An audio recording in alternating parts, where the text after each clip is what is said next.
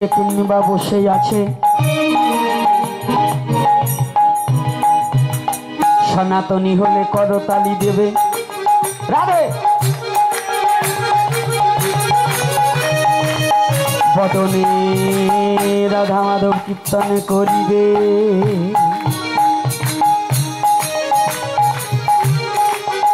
আজকে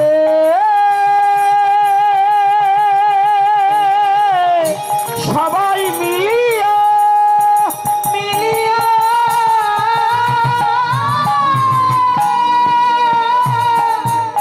মিলিয়া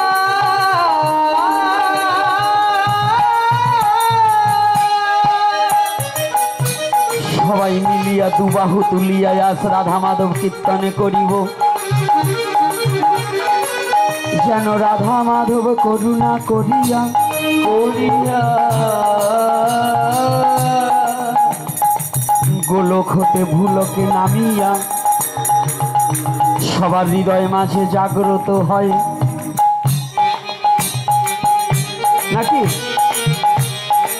প্রাণে ভরে আজ সবাই ডাকিব ডাকিব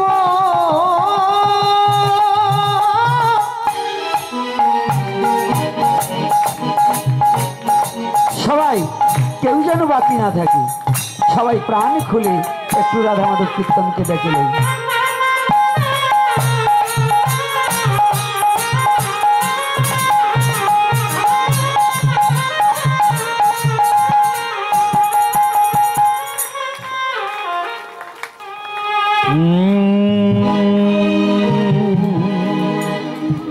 জয় রাধা মাধব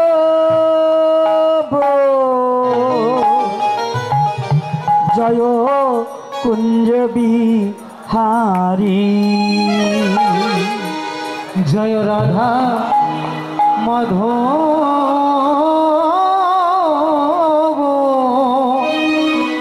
জয় কুঞ্জ বিহারী। জয় গোপী জনবল্লভ জয় গিরিবর ধারী। জয় গোপী জনবল্লভ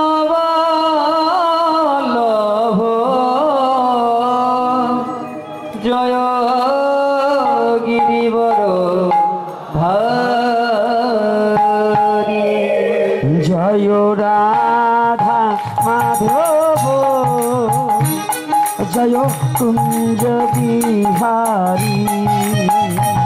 জয় রাধা মাধব জয় কুঞ্জ বিহারী।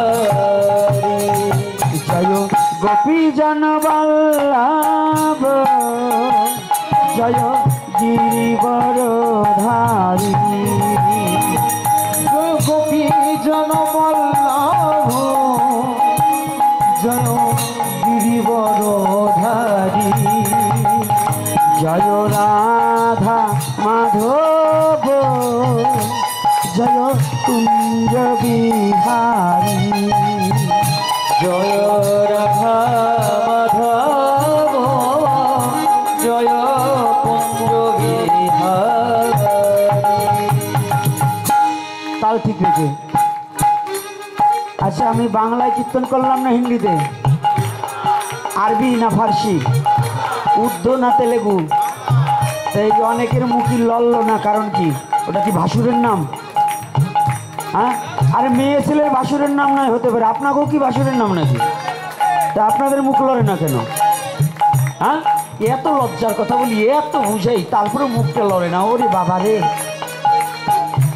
এমনিতে ছায়া ছবির গান গাইয়ে একেবারে নাচতে গাইতে ফাটাই ফেলেন, তাই এ মনে থাকে না?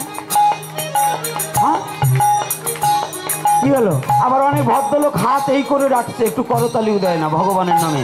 কেন? জমিদারের জামাই নাকি? কোনো জমিদারের জামাইতে কাজ হবে না। যদি ভগবান জম্বেটা ধরলে কোনো ফাঁকি চুকিতে কাজ হবে না। হবে? তাহলে সবাই যশোদানন্দন ব্রজ জনরঞ্জন যশোদানন্দন ব্রজ জনরঞ্জন যশোদানন্দন ব্রজজন রঞ্জন, যশোদানন্দন ব্রজজন রঞ্জন, যমুনা তীর বনচারী, যমুনা তীর বনচারী, হে যমুনা তীর বনচারী, যমুনা তীর বনচারী, জয় কুঞ্জ। কেন থাকতো তো, তাহলে আমি মানুষ হবো কোন? এত কিছু করার পরেও যখন আমার পরিবর্তন হচ্ছে না, তাহলে কি আমার সাধু সঙ্গ হচ্ছে? শাস্ত্রে কি বললেন? সাধু সঙ্গ, সাধু সঙ্গ সর্বশাস্ত্রে কয় লবামাত্র সাধু সঙ্গ জীব কৃষ্ণ প্রাপ্তি হয়। তাহলে এত সাধু সঙ্গ করছেন, এই নামযজ্ঞ এসে ওরে কুলাকুলি, কুলাকুলি চেনেন তো? এদেশে আবার কি বলে? আলিঙ্গন। আলিঙ্গন কথার মানে জানেন তো? সনাতন ধর্ম এত চমৎকার ধর্ম, যেখানে নারী পুরুষ এক জায়গায় বসেছেন, কিন্তু চাইলেই নারীকে ধরে কোলাকুলি দেওয়া যাবে না, এই প্রেমালিঙ্গন করা যাবে না। আলিঙ্গন মানে কি? যা লিঙ্গ বোধ জ্ঞান নাই, আলিঙ্গন। আমি নারী অমক পুরুষ, এই বোধগম্য থাকা যাবে না। কাম কামনা রহিত হতে হবে। কামনা হৃদয়ে থাকতে একটা নারী আর একটা পুরুষকে ধরতে পারবে না, একটা পুরুষ আর একটা নারীকে জড়িয়ে ধরে প্রেমালিঙ্গন দিতে পারবে না। যেখানে প্রেম আছে কামনা নাই, আর যেখানে কাম আছে প্রেম নাই। আমরা তো একেবারে কীর্তনে যাই, হ্যাঁ, কিছু কিছু শয়তান আছে, ওরা মহিলা দল পাইলে আগাই যেয়ে বসে কোলাকুলি দিবার চায়। কি আছে না এরকম করে? এত সহজ না। নিজের কাম কামনাটা কি দূরীভূত না করে কখনো ওই প্রেম রাজ্যে প্রবেশ করা উচিত নয়। যেখানে প্রেম থাকে কাম থাকে না, যেখানে কাম থাকে তার প্রেম থাকে না। কি কথাটা কষ্ট হচ্ছে নাকি? রাধে রাধে। সত্য না মিথ্যা বলছি? তাই এজন্য আমাদের প্রতিটা জীবে এত সাধু সঙ্গ করছি, গড়াগড়ি দিচ্ছি, এই আলিঙ্গন করছি, তাহলে কি এই জীবনে একদিনও সাধু সঙ্গ আমার হলো না?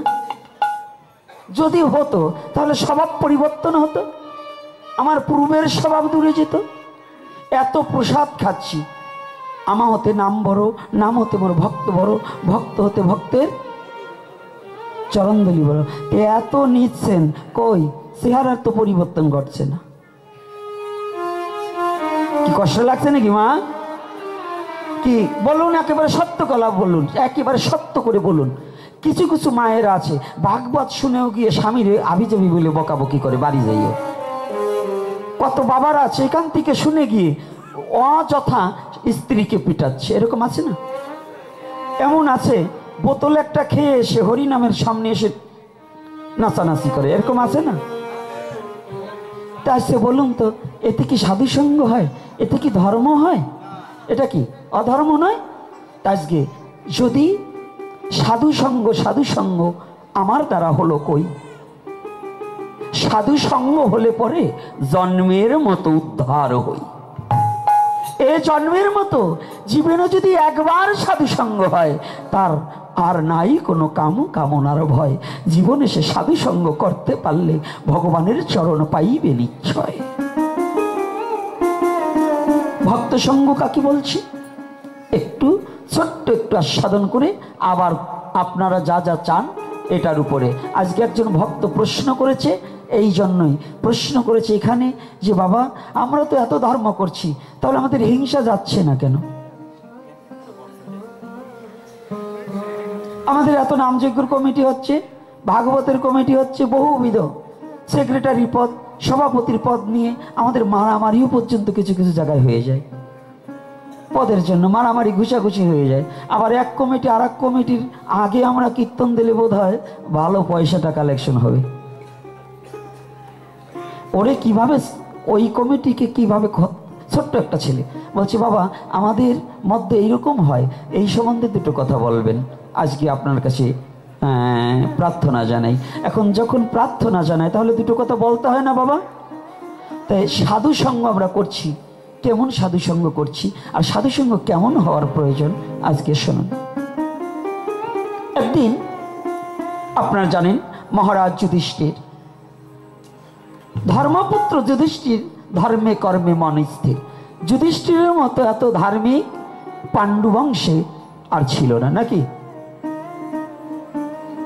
ছিল নাকি? পাণ্ডবদের বংশে আর ছিল যুধিষ্ঠিরের মতো? যদিও অর্জুনের সখা কৃষ্ণ, তথাপিও ধর্মপুত্র বলা হয় যুধিষ্ঠিরকে, নাকি বলা হয় না? তো একদিন যুধিষ্ঠিরের যে রাজসূয় যজ্ঞ সমস্ত মহর্ষিরা এসে যজ্ঞ আরম্ভ দিয়েছে। জানেন এই রাজসূয় যজ্ঞের একটা কাহিনী কি জানেন? আমরা তো বৈষ্ণব সেবা দেই, বলছি দুটো কথাই বলি, একটা কথা বললে আর একটা কথা চলে আসলেন। আমরা আজকাল বৈষ্ণব সেবা দেই কেমন জানেন? টাকা আছে, টাকার জোরে বৈষ্ণব সেবা হয়, টাকার জোরে বৈষ্ণব সেবা, কিন্তু ভক্তি দিয়ে নয়। যে নিয়মগুলো এখন শিক্ষিত সমাজে ওই পায়ে হাত দিতে কষ্ট লাগে, মুখে বলে নমস্কার হয়ে গেছে। এখন আর সাধুগুরু বৈষ্ণবের পায়ে প্রণাম করতে চায় না, গুরুদেবকেও প্রণাম করতে চায় না, পিতামাতাকেও প্রণাম করতে চায় না। ভদ্রলোক হয়ে গেছে, টাইট প্যান্ট পরছে, ওনার নিচে হতে তো পিছন ফেটে যায়। বুঝতে পারছেন না? এই টাইট প্যান্ট পরা ভদ্রলোকগুলোই বেশিরভাগ মাথা নত করতে চায় না। অনেক শিক্ষিত মূর্খ আছে। শিক্ষিত যে শিক্ষার মধ্যে দুই প্রকার, একটা সুশিক্ষা আর একটা কুশিক্ষা, আর একটা আছে অশিক্ষা। শিক্ষা তিন প্রকার, একটা সুশিক্ষা আর একটা কুশিক্ষা আর একটা অশিক্ষা। কি কষ্ট পাচ্ছেন নাকি? আবার কি এরকম লোক আছে না? শিক্ষিত হওয়ার পরে যার দ্বারা সমাজ এবং জাতি এবং ধর্মের কলঙ্ক হয়, ওটা হলো কুশিক্ষা। ওর মতো মূর্খের মুখ দেখার চেয়ে 5টা শুয়োর পাইলে তার মুখ দেখা অনেক ভালো। যে সমস্ত শিক্ষিত, যেমন বাংলাদেশে এটা শিক্ষিত ছিল না, এই ওই যে কি জানো ইউটিউবে যে নাম, হ্যাঁ একটু বলস না কেন বাবা, ওই যে ব্রাহ্মণের ঘরে জন্ম, কি জানো না? ওই যে পিনিকি ভট্টাচার্য, পিনিক দেওয়া লোক, জন্ম ব্রাহ্মণের ঘরে, উচ্চ শিক্ষা শিক্ষিত, কিন্তু ধর্মান্তরিত হয়েছে। তাইলে আপনি বলুন, ওর মতো শুয়োরের মুখ দেখার চেয়ে আপনি বলুন যে ধর্মান্তরিত হয়, যে নিজের স্বধর্মকে ভালোবাসতে পারে না, ও শিক্ষিত কর যাও, ওর মতো ওই শিক্ষিত ওই শয়তানের মুখ দেখার চেয়ে 5টা শুয়োর পাইলে তার কাছে ঘুমাই থাকে আরো শান্তি লাগে। কি কষ্ট পাচ্ছেন নাকি? সত্যি কথা বলুন, বলুন ও শিক্ষিত হওয়া আর না হওয়া, ওর মৃত্যুটাই হইলে আরো ভালো হইতো। ভগবান ওর আতুর ঘরে, ওর মার চোখের সামনে ওর মৃত্যু হইলে আরো কিন্তু শান্তি পাওয়া যাইতো। তথাপি সনাতন ধর্মের এত বড় কলঙ্ক হইতো। ওর মায়ের কলঙ্ক, ওর বাবার কলঙ্ক, ওর বংশের কলঙ্ক হতো না। যদি জন্মিবার সাথে সাথে ওই ওই পয়জন সরে যেত। কষ্ট পাচ্ছেন নাকি আপনারা? আমি কথাটা ওইখানে বলছি, সৃষ্টিকর্তা যাকে যে ধর্মে পাঠিয়েছে তার জন্য সেই ধর্মই শ্রেষ্ঠ। কোনো ধর্ম ছোট নয়। যদি তুমি সঠিক কর্ম করতে পারো, মানুষের কর্ম করতে পারো, তাহলে তোমাকে সৃষ্টিকর্তার দেখা একদিন পাইবে পাইবে পাইবে নিশ্চয়। কিন্তু চরিত্রহীনরা যারা বাপ পাল্টাতে পারে, ওরা কোটি কল্পকালেও ভগবানকে পাবেন। এই বাপ পাল্টাই না লোকগুলো। তা আজকে দেখুন যে কথাটা বলছি, যেখানে বলবার যেও বলিনি, এখানে চলে আসলাম। তো এই শিক্ষিত কিছু ভদ্রলোক আছে, এরা সনাতনী সংস্কৃতি মানতে চায় না। সনাতনের সংস্কৃতি এরা মানতে চায় না। কিন্তু এ বাঙালি, এই যে আজকে যেটা এখানে প্রাচ্যত্ব দেশ, এই আমরা যে বাংলাদেশে, স্বাধীন বাংলাদেশে বসবাস করছি, আমি এখনকার কথা বলছি না, পূর্বে কিন্তু এটা ভূখণ্ড, আমরা কি ভারত ভূমির আওতাভুক্ত ছিলাম। স্বাধীন হয়েছে, এখন আমরা স্বাধীন ভূমির মানুষ। যখন ছিলাম তখনকার কথা বলছি, এখনকার কথা বলবো না। এখন আমি বাঙালি, বাংলাই আমার গর্ব, বাংলাদেশে আমার জন্ম, এটা আমার জন্য শ্রেষ্ঠ। আর যদি শাস্ত্রীয় নির্দেশনা দিতে যাই, তখনকার দিনে আমাদের ভূখণ্ড ভারত ভূমির সাথে সংমিশ্রিত ছিল, এজন্য তখনকার কথা বলছি। তো এই ভারতীয় সংস্কৃতির মধ্য দিয়ে শ্রীকৃষ্ণ চৈতন্য মহাপ্রভু এসেছে, কৃষ্ণ এসেছে, রাম এসেছে, এসেছে না নাকি? আচ্ছা, বহির্বিশ্বে প্রাচ্য দেশে ইংল্যান্ড, আমেরিকা, সুইজারল্যান্ড, সিঙ্গাপুর, হ্যাঁ, কত সারা পৃথিবীর কত কত দেশে, আমার নাম না জানা দেশেও আজ হরিনামের বন্যা বয়ে গেছে, গেছে না? তারা এসে নবদ্বীপের গায়ে, মায়াপুরের গায়ে হরিনাম করে করে ধুলার মধ্যে ধূসারিত হয়ে যায়। আর এই বাঙালি জাতি টাইট প্যান্ট পরে এসে প্রণাম করতে কষ্ট হয়। এই জন্য ঘরের ধন খায় পরে পরে, ঘরের লোক না খাইয়ে মরে। বিদেশিরা, খ্রিস্টান যারা, তারা হরিনাম করে চোখের জল ঝরায়, আর এই সনাতনী জাতি একটা প্রণাম করতে ভয় পায়। এই সনাতনী জাতি মন্দিরে প্রণাম করে না, কোনো গুরুজনকে প্রণাম করতে চায় না, কোনো সাধুগুরু বৈষ্ণবকে দেখে দণ্ডবোধ করতে চায় না। আজকে শুনে যাও, ভালো করে শোনো, আমাদের ভগবান কি করেছে। রাজস্বী যজ্ঞ যুধিষ্ঠির আরম্ভ করেছে ভগবান কৃষ্ণকে রেখে। সবাইকে, রাজার তো একটা ব্রেন আছে, যুধিষ্ঠির রাজা, রাজস্বী যজ্ঞের আয়োজন করেছে, সমস্ত মহর্ষিগণ এসে উদয় হয়েছে। উপনীত হওয়ার সাথে সাথে বাবা ভগবান কৃষ্ণ আগের দিন, যেমন আজকে অধিবাস আগামী দিন নাম, তাই তো, তা আগের দিন বলছে যুধিষ্ঠিরকে, দাদা, কৃষ্ণ বলছে, দাদা, হ্যাঁ কৃষ্ণ বলো, বলছে সব দিকে ঠিকঠাক তো, সব কাজ হয়ে গেছে তো? হ্যাঁ কৃষ্ণ, তুমি কোনো চিন্তা করবে না, পৃথিবীর সব কাজ সবাইকে বুঝিয়ে দিয়েছি। দাদা, আমাকে একটা কাজ দিলে হয় না? না কৃষ্ণ, তুমি কাজ করবে কেন, সবাইকে সব কাজ দিয়ে দিয়েছি, তুমি তো আমার সংসারের একজন ব্যক্তি, তোমাকে তো আমার নিজের করে নিয়েছি, তা আমি যদি কাজ না করি, আমি রাজা, তুমি কাজ করবে কেন? না দাদা, যদি কোনো কাজ বাকি থাকে আমাকে একটু কাজ দাও। না কৃষ্ণ, কোনো কাজ বাকি নেই, সব কাজ হয়ে গেছে। দাদা, আবারও ভেবে চিন্তে বলো, যদি কোনো কাজ বাকি থাকে আমাকে দেবে তো? যদি কোনো কাজ বাকি থাকে তোমাকে দেব। দাদা, আবারও ভাবুন, যদি কোনো কাজ বাকি থেকে আমাকে দেবে তো? হ্যাঁ দেব। একে একে 3 বার সত্য করালে ভগবান কৃষ্ণ বললেন, দাদা, একটা কাজ বাকি আছে। সে কাজটা কি জানো? সে কাজটা কি? তোমার এই রাজস্বী যজ্ঞে যত সাধুগুরু বৈষ্ণব আসবে, যত মণিগণ আসবে, তাদের যে চরণ জল করার কাজটা কাউকে দেওনি।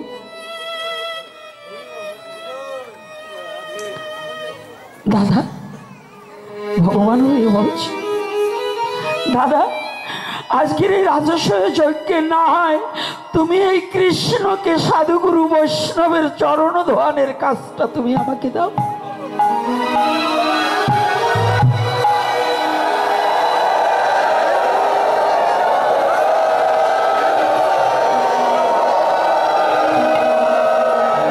জানো দাদা,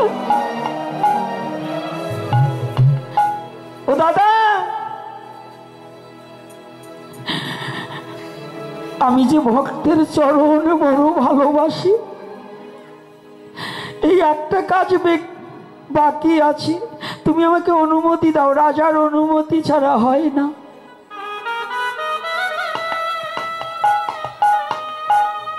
কৃষ্ণ, তুমি এই ভক্তের চরণ ধোয়াবে? দাদা, আমি ভক্ত বেশে, আমার ভক্ত হিসাবে আমাকে পেয়েছিল আমার পিতা নন্দ মহারাজ। জানো দাদা, আমি একদিন নন্দ মহারাজ আমার পিতা বাৎসল্য প্রেমে বাধা পড়ে যার গৃহে ছিলাম, আমি তার দুখানা বাধা অর্থাৎ খড়ম দুখানা মস্তকে ধারণ করে যেদিন পিতার কাছে নিয়ে গিয়েছিলাম, আমি আগে কোনোদিন জানতাম না, সেদিন জেনেছিলাম ভক্তের চরণ ধুলিতে কত আনন্দ পাওয়া যায়।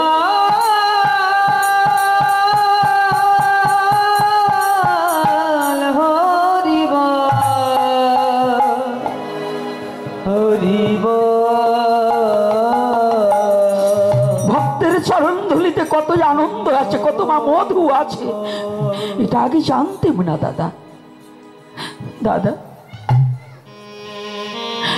আজকের ওই কাজটা আমি নিজে হাতে করব।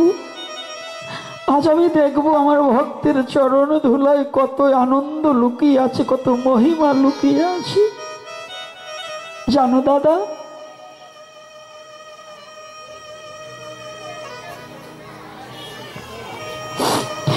এই বিশ্ব জগতের সমস্ত ভক্ত আমার নাম করে পবিত্র হয়।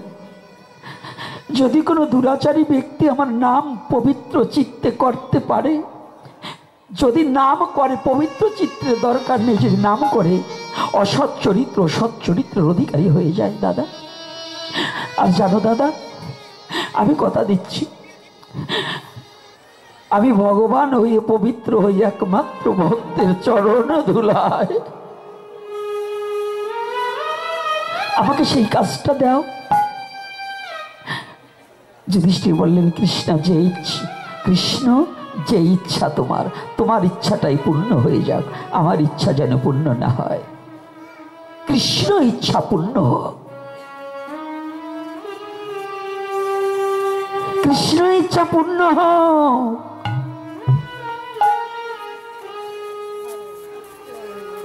অমনি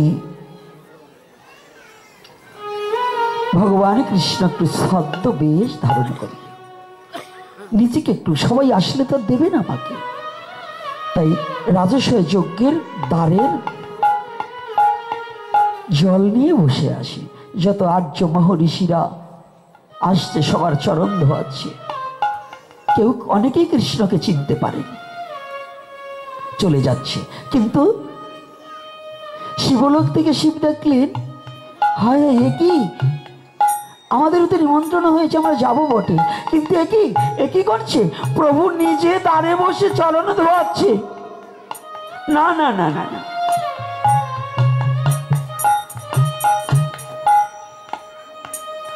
না,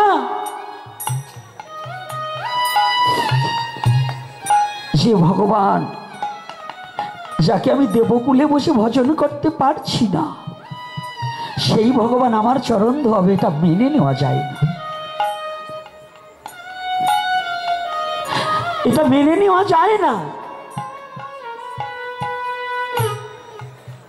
সংক্ষিপ্ত কথাটা বলছি, আরো বিস্তারিত করতে গেলে কয়েক ঘন্টা কেটে যাবে, কিন্তু ক্রিম কথাটা, যেটা মূল কথাটাকে, এটাকে বুঝাবার নিমিত্তে বলছি। শিব ঠাকুর মনে মনে চিন্তা করলেন, তাহলে আমি একটা কাজ করি, মায়ার দ্বারা আমার দেহটাকে পরিবর্তন করে আমি অন্যভাবে যাই দেখি। কিন্তু ভগবান তো সবই চিনে, ভগবান তো সবই জানে। শিব ঠাকুর করেছে কি, হঠাৎ করে মায়াকে স্মরণ করে উনি একটা কুকুরের রূপ ধারণ করেছে, কুকুরের রূপ ধারণ করেছে। ও বাবা, যখনই ভগবান কৃষ্ণ ওখানে বসে বসে পদ প্রক্ষালন করছে, উনি করেছে কি, চেষ্টা করে ভাবছে আমি আস্তে পাশ দিয়ে চলে যাওয়া দিয়েছে, কিন্তু ভগবান তো বুঝতে পেরেছে, জানতে পেরেছে, সমস্ত দেখেছে। ভগবানের চোখ তো ফাঁকি দেওয়া যায় না। অমনি ভগবান বাহাত দিয়ে ওই কুকুরের পিছনের পাটা টেনে ধরেছে। ও ভোলা না, সবাইকে ফাঁকি দিতে পারো, আজকে তুমি আমাকে ফাঁকি দিতে পারো না। তুমি না নাম করিতে করিতে কাশীকে পরিত্যাগ করে শ্মশানবাসী হয়েছে। এই যে কাশীধামটা না, এই কাশীধামটা কিন্তু ভারতবর্ষের ম্যাপে ছিল না। এই কাশী কিন্তু এই জায়গার নয়, এটা কিন্তু অপ্রাকৃত জগতের, এই প্রাকৃত জগতের কাশীধাম নয়। ভারত ইতিহাস, আগের ইতিহাস দেখবেন, সেই ভারত ভূমির মানচিত্রে কাশীকে পাওয়া যেত না। এই ইদানিং নূতন করে আবার সেটাকে সংযোজন করা হয়েছে, আগে ছিল না। কাশী কিন্তু এই প্রাকৃতিক জগতের জায়গা না। তো তুমি সেই কাশীকে পরিত্যাগ করে শ্মশানবাসী হয়েছ, আর তুমি চরণধুলি না দিয়ে যাবে, এটা কি হয়? যখন একটা পা টেনে ধরেছে পিছনের পাটা, ও বাবা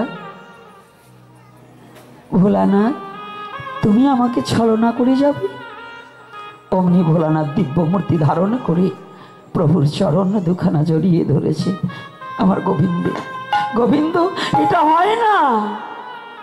না না, আজকে তোমরা ভক্ত, আজকে ভক্তের চরণ ধোয়ার কাজটা আমি নিজেই গ্রহণ করছি, আমাকে দাও,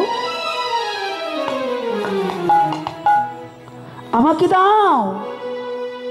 সেদিন ভগবান নিজেই সমস্ত ভক্তের চরণ ধোয়ালেন। যারা ওই রাজসয় যজ্ঞে যে ওই দ্বার দিয়ে ভিতরে প্রবেশ করেছে, সবার চরণ ভগবান নিজে প্রক্ষালন করেছেন। দেখুন, আপনি আপনার এই রাজ্যটাকে নিজে কিন্তু কন্ট্রোল করতে পারছেন না। পারছি? হ্যাঁ, আপনি একেবারে সত্য কথা বলুন। এই রাজ্যটা আমাকে, ওই রাজ্য না, এই বাংলাদেশ রাজ্য না, এই দেহ রাজ্যটার কথা বলছি। পারছি? বলুন, কে পারেন নিয়ন্ত্রণ করতে? বলুন। যদি নিয়ন্ত্রণ করতে পারেন, আপনি তো আপনার রাজ্যটাকে নিয়ন্ত্রণ করতে পারেন। অর্থাৎ প্যারালাইসিস হলে এই হাত দিয়ে কতজনকে মেরেছেন, আজকে প্যারালাইসিস হয়ে হাতটা পড়ে গেছে, এখন ইচ্ছা আছে উঠাবো, আর ওঠে না। কি আছে না বাবা? ওঠে? তাহলে আমার কথায় আমার অঙ্গই শোনে না। একটু ভাববেন, আপনি এত বড় অহংকারী, এত বড় ধনাঢ্য ব্যক্তি, আপনি 5 তলা বাড়ি করেছেন, এই অহংকার? আপনি বড় দান করে বেড়ান, এই অহংকার? আরে দাতা তো সে যে নিজের ডান হাতে দান করে, বাম হাতে জানে না, এই ব্যক্তি হচ্ছে প্রকৃত দাতা। আর যে দান করে মাইকে চিল্লাইয়া বলতে চায় এবং বলায়, লোককে দেখাবার জন্য দান করে, সে দানের কথা শাস্ত্রে বললেন মান প্রতিষ্ঠা, যে মান সম্মানের জন্য এবং প্রতিষ্ঠার জন্য দান করে, সেখানে বললেন মান প্রতিষ্ঠা সব শুকরের বিষ্ঠা। শুকরের বিষ্ঠা, শুকরের পায়খানা যেমন পড়ে থাকলে কেউ কুড়িয়ে নেয় না, যারা দান করে অহংকারের বশীভূত হয়ে, ওই দান কোনোদিন ভগবানের সেবায় লাগে না। ওই দান কোনোদিন ভগবানের সেবায় লাগে না। তাহলে তুমি দান করো তেমন কি করে? ডান হাতে দান করবে, বাম হাতে জানবে না। তাই কি ভগবান হয়ে কি করছে? ভক্তের চরণ ধোয়াইয়েছে। আচ্ছা বলুন তো, আমাদের বৈষ্ণব সভায় আগের রীতিনীতি ছিল কিছু, বৈষ্ণবরা গেলে চরণ ধোয়াতো, আয়োজন করত, কিন্তু এখন কি আছে? আছে বাবা? হারিয়ে গেছে না? আগে মায়েরদের একটা স্বামী সেবা ছিল। কি ছিল জানেন? আমি নিজে দেখেছি আমার মাকে। আগে ফিরিটা বিছিয়ে দিত, একটু জলের ছিটা দিত, একটা গ্লাস দিত। বাবা যখন গিয়ে বসতেন ফিরির উপরে, আসন গিরে বসতেন, তখন মা গিয়ে ভাতের থালাটা দেওয়ার আগে প্রণাম করে তারপরে ভাতের থালিটা দিতেন। এটা আমার নিজের জীবনে দেখা। আচ্ছা বলুন তো, এখানে কয়জন নারী আছেন তার স্বামীকে সেবা করবার দিয়ে প্রণাম করে না? একটু হাত তুলুন তো, কয়জন আছেন? কই করবে কেমনি? একজনের তো বিয়েই হয় নাই, তারে ওনারা দেবে কি করে? বিয়ে হলে স্বামী থাকতো, স্বামী থাকলে সনাতন ধর্মের বিধি মোতাবেকে স্বামীকে প্রণাম করে অন্ন দিত। রাগ করছেন নাকি? আজকে একটু চিকন মারি দিলাম। আপনি সাজুগুজু করে বাইরে যাচ্ছেন, মার্কেটে যাচ্ছেন, বুড়ো ফিলাপ করে মার্কেটে যাচ্ছেন, লিপস্টিক মেরে মার্কেটে যাচ্ছেন, পরের ছেলেকে চেহারা দেখাবার জন্য। পরের ছেলেকে যৌবন দেখাবার জন্য। কিন্তু যে অগ্নি, ব্রাহ্মণ, তুলসী, ব্রাহ্মণ সাক্ষী করে আপনাকে বিবাহ করলেন, তাকে ভজন করার জন্য যে আপনি প্রতিজ্ঞাবদ্ধ হয়ে গোত্রান্তর হয়ে এসছেন, সেটাকে পরিত্যাগ করে তাকে লাথি মারছেন, তার সাথে দুর্ব্যবহার করছেন। আর আপনি পর ছেলেকে যৌবন দেখাবার জন্য একেবারে এই 2 আঙ্গুল বিলাস গায়ে দিয়ে ঘুরিয়ে বেড়াবা নাকছেন। ওরে নারী রে, আপনি নাচতে নাচতে স্বর্গে চলে যাবেন, বোঝেন নাই? স্বর্গ তো আপনার বাবা দান করছে আপনার স্বামীকে, ওই স্বর্গে আপনি নাচতে নাচতে চলে যাবেন। এত সহজ স্বর্গ, এত সহজ ভগবত ধাম প্রাপ্তি হওয়া। নিরামিষ খাইলেন আর আপনি একেবারে ভগবান পাইয়ে যাবেন। নিরামিষ খাওয়ার পরেও যদি তার স্বামীর সাথে সুসম্পর্ক না থাকে, তবে খালি নারীর দোষ না, পুরুষেরও ভালো হতে হবে। সংসার সুখের হয় রমণীর গুণে। গুণবতী স্বামী যদি থাকে তার সনে, স্বামীরও সেমন হতে হবে। নারী সীতার মতো, সতী চাও তাই রামের মতো হও। কি সীতার মতো সতী চাইলে রামের মতো হইতে হবে না? তাই তুমি নিজে ব্রহ্মদৈত্যের মতো হবা, তাই কি দেবীর মতো নারী পাবা? তাইলে তোমার কপাল ওই শাকচুন্নি জুটবে। ওই শাকচুন্নি কারা? কষ্ট হচ্ছে নাকি? ও মা, কষ্ট হয় মা? মা সত্যি কথা বলো, নাইলে আর বলবো না, থাক। বলবো না মা। না, ওরা কথাই বলে না। কথা না বললে তো বুঝি তোমরাও বুঝি ওই রবি করো।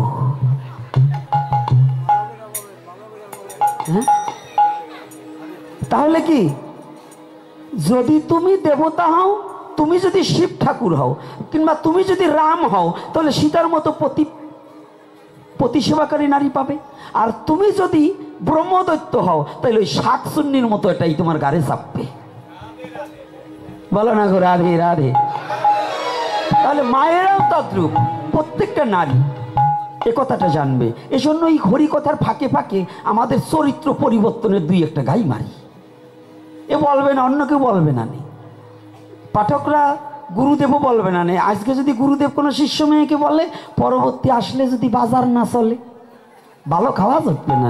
আজকাল মহিলাগতে রাজত্ব, যদি মহিলারা বক্র হয়, নারী যদি হয় রে বক্র, ঘুরে যাবে কালের চক্র। আমারও কেন এই হাজীগঞ্জ আসার না অতি পারে। এই জন্যই তবু ধীরে ধীরে বলছি, আপনারা তো আপনাকে বলছি না, ওই রকম যারা করে ওগো একটু বলি, আপনারা মোটেই করতে পারেন না।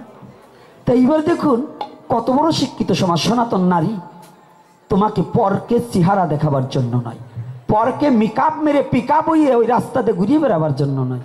তোমার এই দেহটা দিয়েছে ভগবত ভজনের জন্য, সংসার সুখী করার জন্য, ভগবানের জন্য এই দেহটা দিয়েছে। এই দেহটা কোনো কামাতুর কুকুরের খাবারের বস্তু নয়। এই দেহটা কোনো কুকুরে ভক্ষণ করার বস্তু নয়। এই দেহের মধ্য দিয়েই প্রেম সম্পদ ভগবানের চরণে নিবেদন করার জন্য এই মানব জন্ম আমাদের হয়েছে। বলো না গো রাধে রাধে।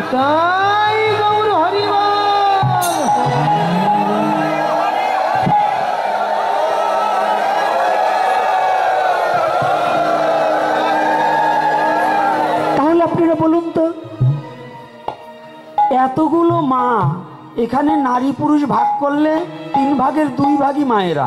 একটা মা হাত তুলে বয়স হয়ে গেছেন, তারাও বলতে পারলেন না যে আমার স্বামীকে আমি প্রণাম করে অন্ন দেই কিংবা এই যত্নটা করি। তাহলে আপনি বলুন তো, নিজের স্বামীকে যদি আসামি বানাইয়ে রাখেন, তা আপনি যদি এই কীর্তনে এসে অন্য বেটার সাথে একেবারে আলিঙ্গন দেন, তাই আপনার এই আলিঙ্গন কি কাজে লাগবে? হ্যাঁ, স্ত্রী পুত্র বাপে মিলি তারেতে বসিয়া, কীর্তন করহ সবে হাতে তালি দিয়া। এ কথা মহাপ্রভু বলে নাই? কি বলছে? স্ত্রী পুত্র বাপে মিলি।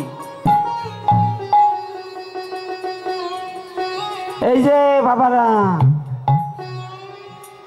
ছেলে সন্তানাদি নিয়ে, স্ত্রী নিজের ঘরের রমণী নিয়ে, পরের রমণী নয়, নিজের স্ত্রী নিয়ে ঘরে বসে কীর্তন করার অনুমতি দিয়েছে ভগবান শ্রীকৃষ্ণ চৈতন্য মহাপ্রভু।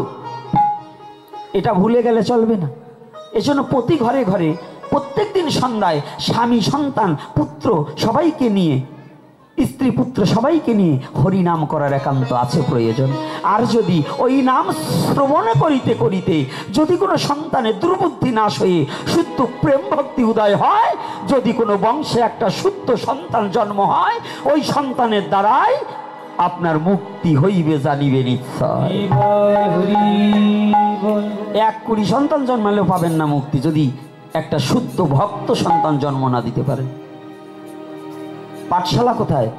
সন্তানের সর্বপ্রথম পাঠশালা কোথায়? হ্যাঁ, মায়ের কাছে। মায়ের আচরণ দেখে সব শিখতে হবে। যদি কোনো মেয়ে দুর্চরিত্র হয়, এর জন্য দায়ী মা, অর্থাৎ সন্তানকে সঠিক শিক্ষা দিতে পারে নাই। বাবা যদি দুর্চরিত্র হয়, ছেলে যদি দুর্চরিত্র হয়, এর জন্য দায়ী কে? বাবা। যদি পিতামাতাকে কেউ দুর্চরিত্র না বানাতে চাও, তাহলে নিজের চরিত্রটাকে আগে সংশোধন করে হরি ভজনে লিপ্ত হও। কি রাগ হচ্ছে নাকি? আবার ফাঁকা জায়গা নিয়ে মারবেন না তো, কারণ সত্য কথা বললে মার খেতে হয়। সত্য বললেই মার খেতে হবে। আর মিথ্যা বলবেন, সমাজে শয়তানের দাম বেশি, যেটা ঘুষখোর, সন্ত্রাস, চাঁদাবাজ, এইটার আসন বড়। সৎ ব্যক্তির কদর নাই। সাধুরা আপনাকে বাবা বললেও সিরা 10 টাকা বাইর করেন দক্ষিণা, আর সন্ত্রাসী বন্দুক দিয়ে শালা বলে, শালা বলার পরে 2 লাখ দেন। মনে মনে ভাবি, আগের তো সাধু নয়, যদি সন্ত্রাসী হইতাম তাহলে অনেক কিছু করতেই পারতাম। তো কিন্তু সাধু হয়েছি, সাধু শাস্তি হবার বাড়ি নেই, এই জন্য তো কিছু বলতে পারি না। কি কষ্ট হচ্ছে নাকি নারায়ণ বাবা? তাই আস্তে আস্তে ধীরে ধীরে আসতেছি, আর সাইডে দিয়ে যাবো না। আজকে লাস্ট দিন তো, যতই ভয় দেখান কাজ হবে না। আজকে যা বলার বইলি যাব নাকি? এই বলবো না, ভয় নাই তো? যাক, ভয় না থাকলেই হয়। আমার মারা আমার দলে আছে, এই জন্য আমার কোনো ভয় নাই। খুব ভালো মা, খুব ভালো, কিন্তু বেশি ভালো না। এবার শুনুন, ওইটা একটা ডোজ দিলাম, আরো একটু সামনে আসতেছে দিবানে। যজ্ঞ আরম্ভিয়েছে, দেখুন ভগবান হয়ে ভক্তের চরণ ধোয়াইয়েছে। আর আমরা কোনোদিন আমার মা বাবার চরণ ধোয়াতে পারিনি। কয়টা ছেলে আছেন যুবক ছেলেরা, একেবারে সত্য কথা, ভগবানের দিব্যি। যদি কেউ আছেন যে আমি কোনো শুভ কর্ম করার সময় আমার মা বাবার চরণ না ধোয়াই আমি করি না, এই মা বাবার চরণ ধোয়ানো কতগুলো ছেলে আছেন? একটু হাত তুলুন তো। কি আছে? একটা পেলাম। আচ্ছা, নামান। আপনারা কি ধর্ম করবেন বলেন তো?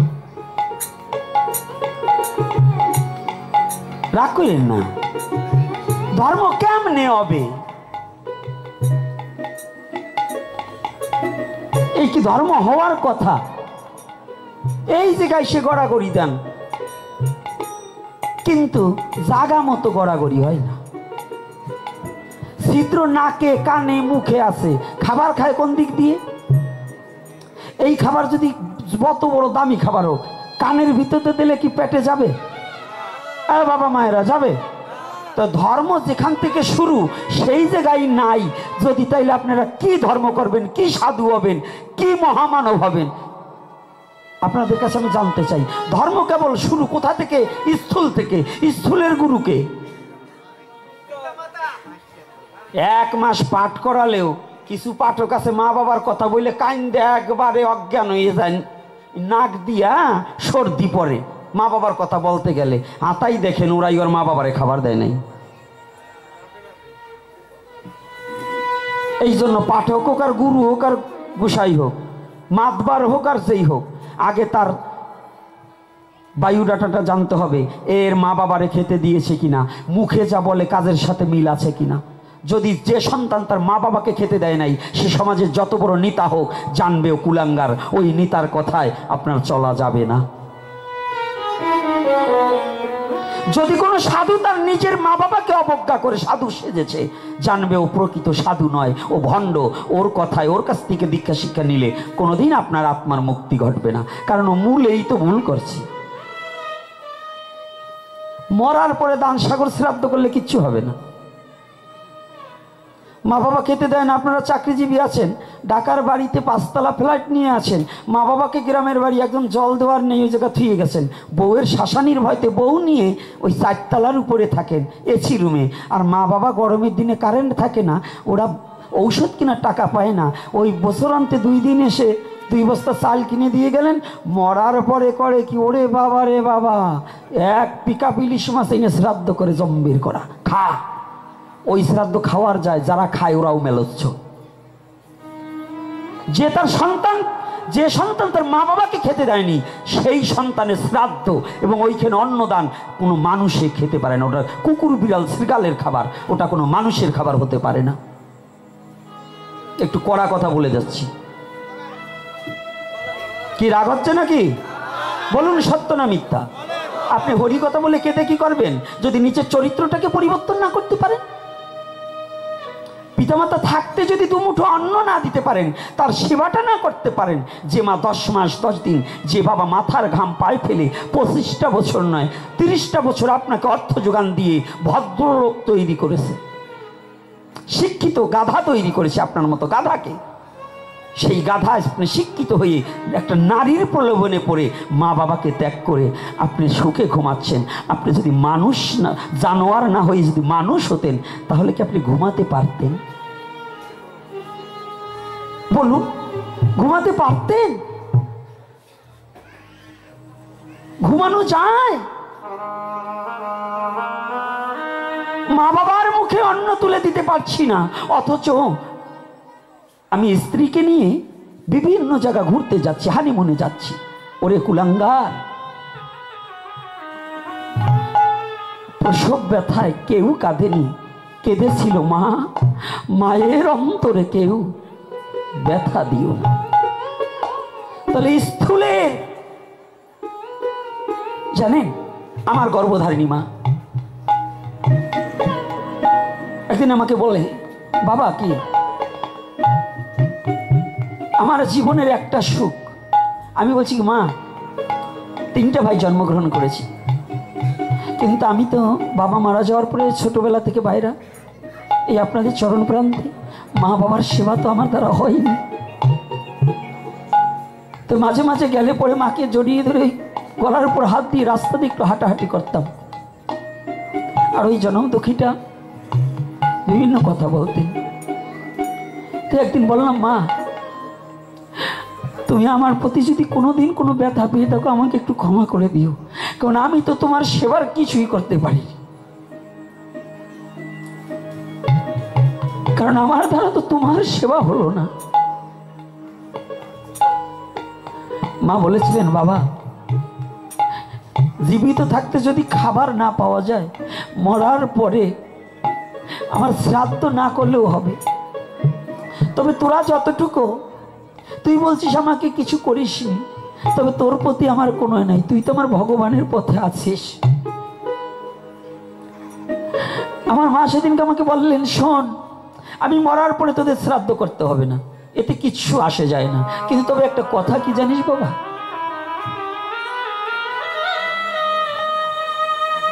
উনি কার কাছে যেন শুনেছে আমি চলে যাব ভারতে,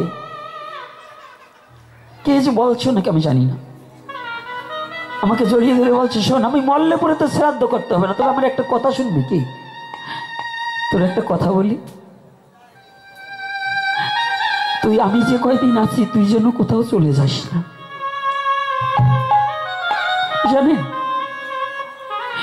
বৃন্দাবন থেকে কত মহারাজ চেয়েছে, বলেছে বাবা থেকে যান, থাকতে পারিনি একটা কারণ, মাকে যে কথা দিয়েছি, মা তুমি যতদিন আছো, যদি তোমার আগে আমি না মরে যাই, তোমাকে ছেড়ে আমি কোনোদিন বৃন্দাবনে গিয়েও থাকবো না, কোনোদিন থাকবো না। জানেন, যে মাটা কত বড় কথা বলতে পারে যে বাবা তুই আমাকে ছেড়ে বৃন্দাবনে গিয়ে থাকবি না, আমি যে কয়দিন আছি তুই আমার চোখের সামনে দিয়ে ঘুরে বেড়া। যেন শুধু আমার মা নয়, প্রত্যেকটা সন্তানের মা চায়, চাকরিজীবী যে মা, যার ছেলে চাকরি করছে, ওই ঢাকা থাকে, ময়মনসিংহ থাকে, চট্টগ্রাম থাকে, চিটাগাং থাকে, সিলেট থাকে, জানেন প্রত্যেকটা মা চায় তার সন্তানটাকে যদি একটু দেখতে পারতেন, সন্তানটা যদি আমার কাছে থাকতো।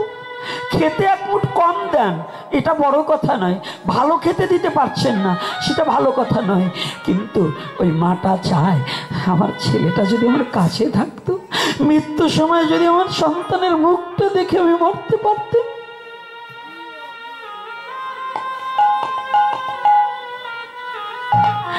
প্রতিটা মা চায়।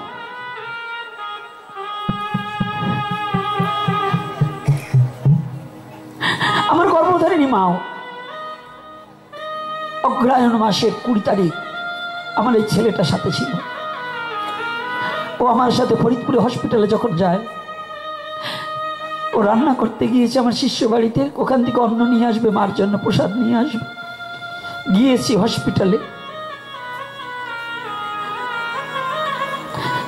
তখন আমাকে চেনেনি। রাত 2-3টায় যখন গিয়েছি তখন আমাকে চেনেনি। পরের দিন সকাল 11টায় যখন আবার মাকে দেখি, আমি গিয়েছি, ও মা কই বাবা তুমি আসবে, একটু আগে আসবে না? আমি বলি আমি তো রাত্রে আসছি, তুমি তোমাকে চেনো? বলছে বাবা তোকে তো রাত্রে আমি চিনিনি। সকালবেলা যখনই কাছে গেছি আমাকে বুকে জড়িয়ে ধরেছে, বুকে জড়িয়ে ধরে বলতেছে তুই তো ছোট হলেও বড়। আজকে কিন্তু কালেকশন কমিটি করবেন না, এই আসরের মধ্যে কমিটি কালেকশন বন্ধ। লীলাটা যখন স্মরণ করি, আমি আগেই বলে দিয়েছি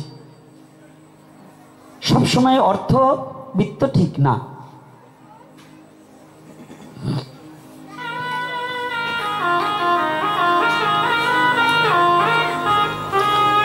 যখনই মা বুকে জড়িয়ে ধরে বলছে তুই ছোট হলে ওদের চেয়ে তুই বাইরে চলিস, ওদেরকে একটু দেখিস, আমি আর থাকবো না। তার 5 মিনিট পরেই মা এহলোক থেকে পরলোকে গমন করলেন। তার কত বড় ইচ্ছা, আমাকে বুকে জড়িয়ে ধরে পাশে রেখে সে চলে গেলেন। তো আমি সেদিন থেকে জানি যে প্রত্যেকটা মা বাবার আমার মায়ের মতো ইচ্ছা তার সন্তানগুলো কাছে থাকুক। বলুন, ইচ্ছা হয় না মা?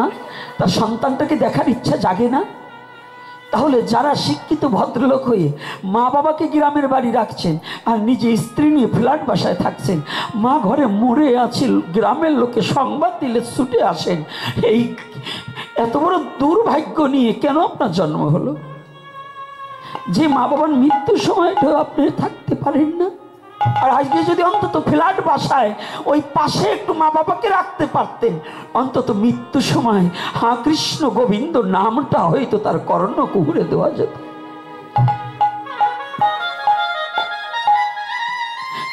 এ জীবনে এই ভুলটা যেন কোনোদিন না হয় আপনাদের, আমাদের কারো জন্য। সনাতনী ধর্মে যারা জন্মগ্রহণ করেছি, আমি চরণে হাত রেখে বলছি প্রত্যেকটা মা বাবাকে এই ভুলটা করবেন না।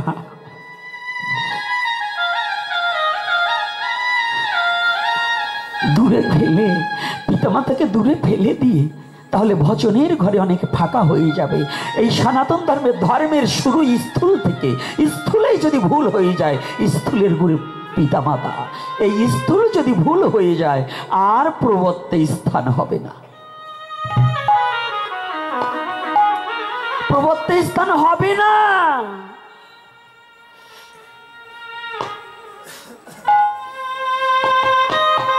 আর এই প্রবর্তটাকে যদি টিকিয়ে রাখতে হয়, 5 তলা বিল্ডিং গড়তে হলে যেমন নিচতলার ভিটি যদি শক্ত না হয়, তাহলে যেমন তার উপরে 4 তলা গড়া যায় না। যারা স্থূলের পিতামাতাকে যত্ন করে না, এই গুরুকে যারা ভালোবাসতে জানে না, তারা ভজন করেও কোনোদিন আগাতে পারে না, তারা আগাতে পারে না। একেবারে আসুন, তামার পাতে লিখে দেব, মা বাবার আশীর্বাদ ভিন্ন পৃথিবীতে কেউ কোনোদিন বড় হতে পারেনি। আসুন লিখে দেব। কি ধর্ম করবেন? ধর্ম কিসের জন্য? এতগুলো ছেলে, আমি হাত তুলতে বললাম, কে তার মা বাবাকে চরণ ধোয়াইছো? একটা ব্যক্তি হাত তুলতে আমরা পারলাম না। লজ্জাজনক কথা যে আমি এখনো আমার মা বাবার দুখানা চরণও ধোয়াতে পারিনি। এর সে আমার জীবনে পরাজয় আর কি হতে পারে? যে মা বাবার মায়ের গর্ভে যে বাবার কাঁধে চড়ে মানুষ হয়েছি, তার চরণ দুখানা জড়িয়ে ধরে তার চরণ দুখানা জীবনে ধোয়াতে পারিনি। অথচ দীক্ষা গুরু যাকে জীবনে দেখিনি, নূতন এসেছে, তার পা ধুয়ে জল খেয়েছি, কিন্তু আমার পরম গুরু মা বাবাকে কোনোদিন ধোয়াতে পারিনি। বলুন তো আপনার বিবেকের কাছে, তাহলে আমার লজ্জা কি না? আমি কি মানুষ হয়েছি? আমার কি ধর্ম হয়েছে?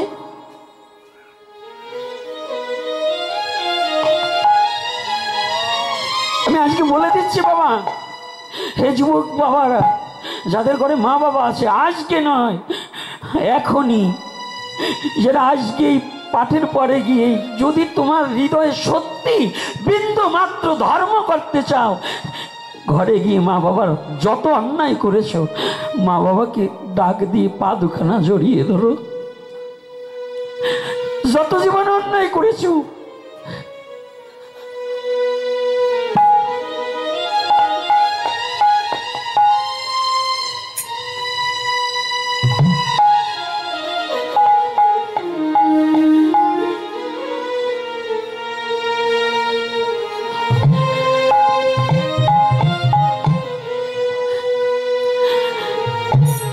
জীবনে যত অন্যায় করি না কেন, তুমি আজকে কি মা বাবাকে ডেকে পা দুখানা জড়িয়ে ধরে বলবে, মা, জীবনে যদি কোনো অন্যায় করে থাকি, তুমি কৃপা করে ক্ষমা করে তোমার চরণে একটু স্থান দাও বাবা।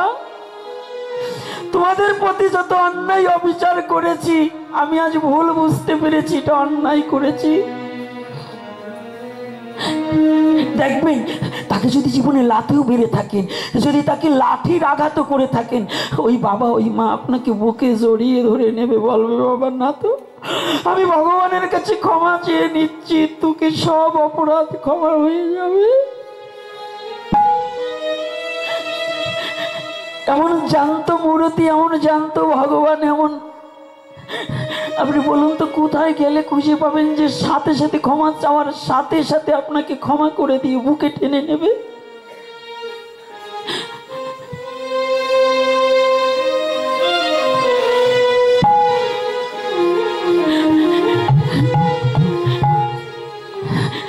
এটা কি পারবো না? ধর্ম করতে হলে ভগবানকে পাওয়ার জন্য কি এটা কি স্থূলের মা বাবার কাছে একটু ক্ষমা চাইতে কি পারি না?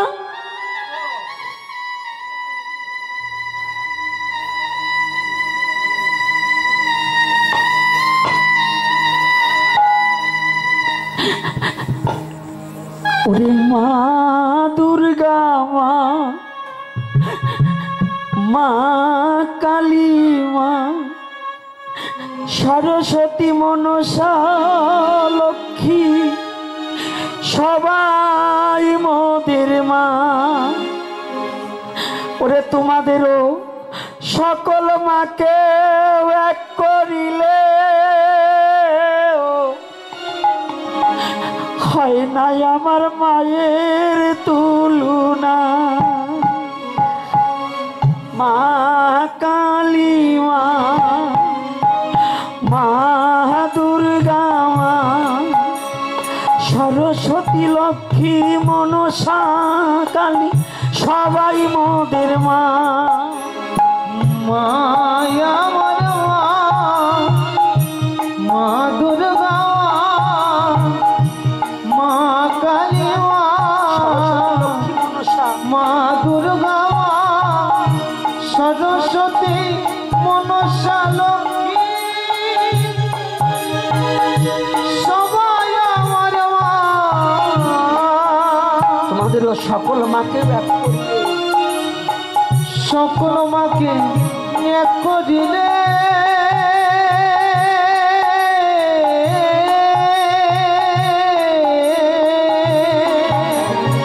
হয় না, সকল মাকে এক করিলে হয় না যে মোর মায়ের তুলনা। মা দুর্গা, বলি মা আমার মা গো, ও গো আমার মা, মা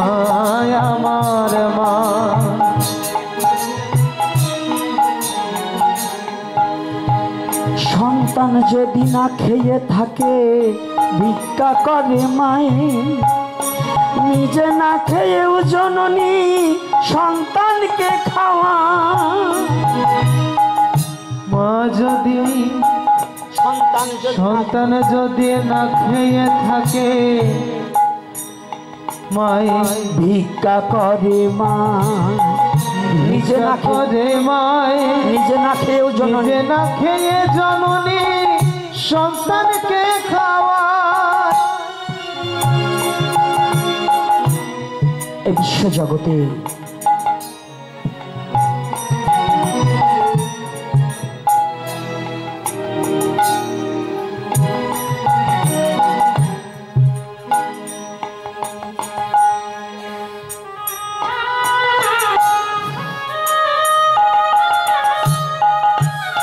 এই স্থূলে যদি ভুল হয়ে যায়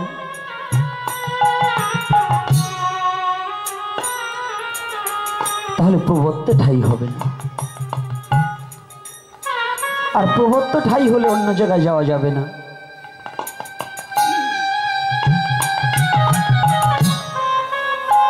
ছোট্ট করে একটা কথা বলি, না বলে পারছি না। বাবা, আরে বেটা রাম, টাকা দিয়ে সব কিছু হয় না, একটা আলোচনার গতি বুঝতে হয়। আপনারা আজকে যে ক্ষতিটা আমার করলেন, অন্তত এই লোকনাথ সঙ্গে আর জীবনে আমাকে আনতে পারবেন না। আপনারা টাকা চেনেন কিন্তু আমাকে চেনেন নাই। টাকা চিনেছেন নয়, 50,000 1 লক্ষ টাকা হবে এই স্টেজে, আমি গোপীনাথ বলছি আমাকে জীবনে আনতে পারবেন আমার দেহ প্রাণ থাকতে, কারণ টাকা চিনেছেন আপনারা। সব কথা সব স্টেজে কোনোদিন ওঠে না, আজকে যে কথাটা উঠেছে আপনাদের বলার পরেও আবারও থাল নিয়ে ভিতরে আমি নেব না টাকা, আমাকে 1 টাকা যাবার সময় বিদায় দেবেন না।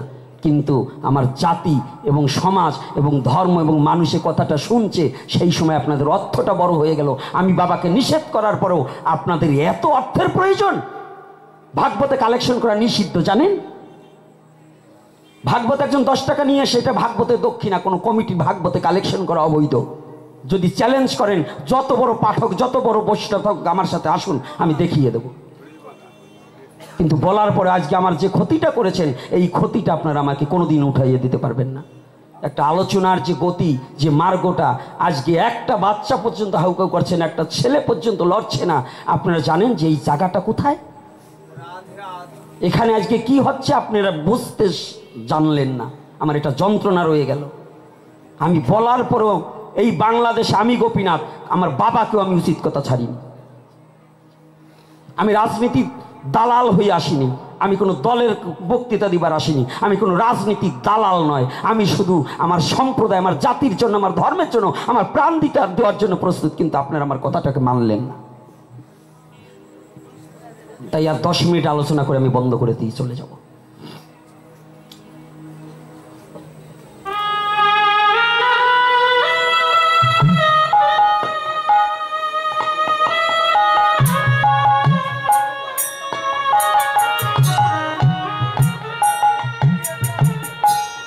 শাস্তিটা তো আমি পাইছি, সব কথা কণ্ঠস্থ মুখস্থ নিয়ে বসা যায় না।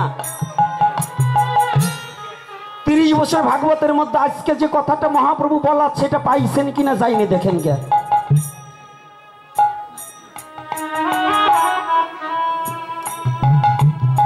আমার পেট আপনাদের পায়ের নিচে চলে, অর্থাৎ আপনাদের দয়ায় চলে, ভিক্ষায় চলে। তবে আমি এত বড় ভিখারি নয় যে অর্থের জন্যই সারা জীবন আমার চলবে। আমার যদি আজকে এই কথার ফাঁকে যদি আমার সনাতনী 10টা ছেলে তার মা বাবাকে ভালোবাসে, তাহলে আমার জীবন ধন্য হয়ে যাবে। 10টা ছেলে যদি তার মা বাবাকে ভালোবাসে, তাহলে আমার জীবন ধন্য হয়ে যাবে।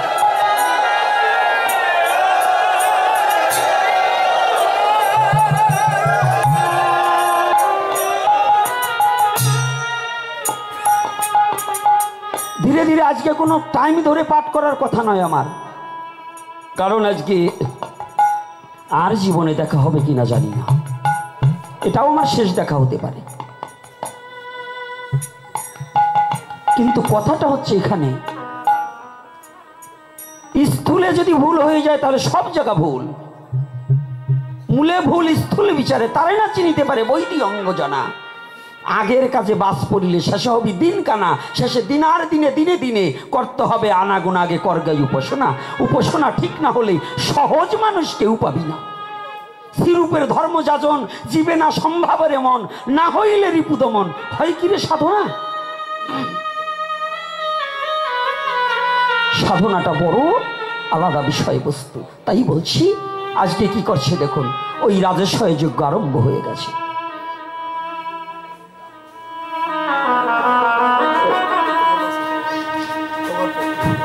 রাজস্বয় যজ্ঞ আরম্ভ হয়ে গেছে।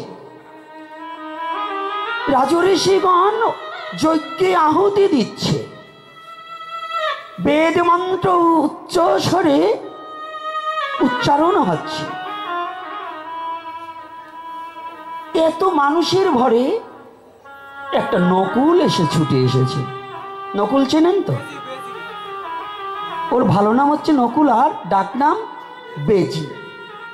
যার লোম দ্বারা ওই যে রং তুলি তৈরি করা হয়, আর্টিস্টদের তুলি তৈরি করা হয় যে লোম দ্বারা। বাবা একটু ফ্যানের ব্যবস্থা, আমার এখন মাথায় কাজ করছে না, একটা ফ্যান আনতে হবে, একটা ফ্যান, ছোট একটা ফ্যান দিতে হবে,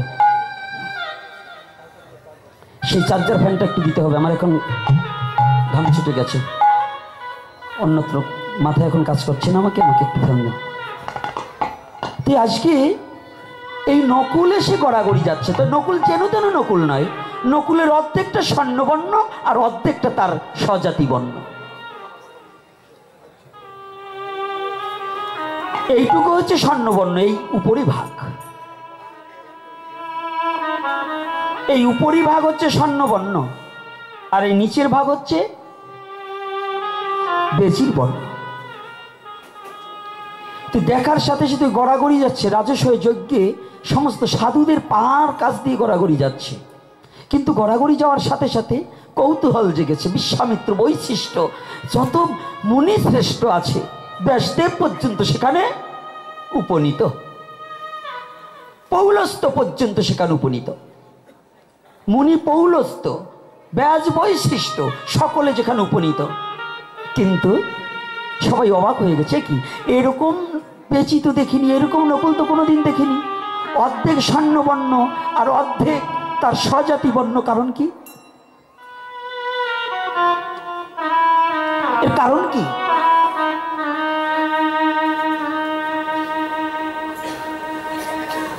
এর কারণ একজন জানতে চাইলেন। তৎকালীন সময় পশুর কথা বোঝার মতো যোগ্যতা মুনিদের ছিল। একজন জিজ্ঞাসা করছে, আই নকুল, কি তুমি এত গড়াগড়ি যাচ্ছ কেন? আর এই যে তোমার একটা রহস্য বলতে পারো? বলছি কেন? বলছি তোমার অর্ধেকটা স্বর্ণবর্ণ আর অর্ধেকটা স্বজাতি বর্ণ, এর কারণ কি? একই অঙ্গে দুটো বর্ণ কেন?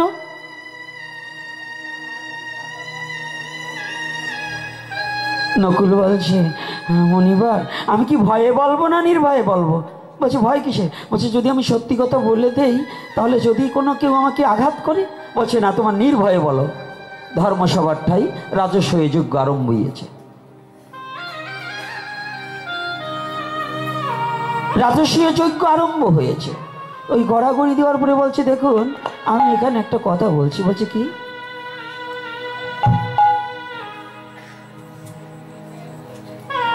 কি?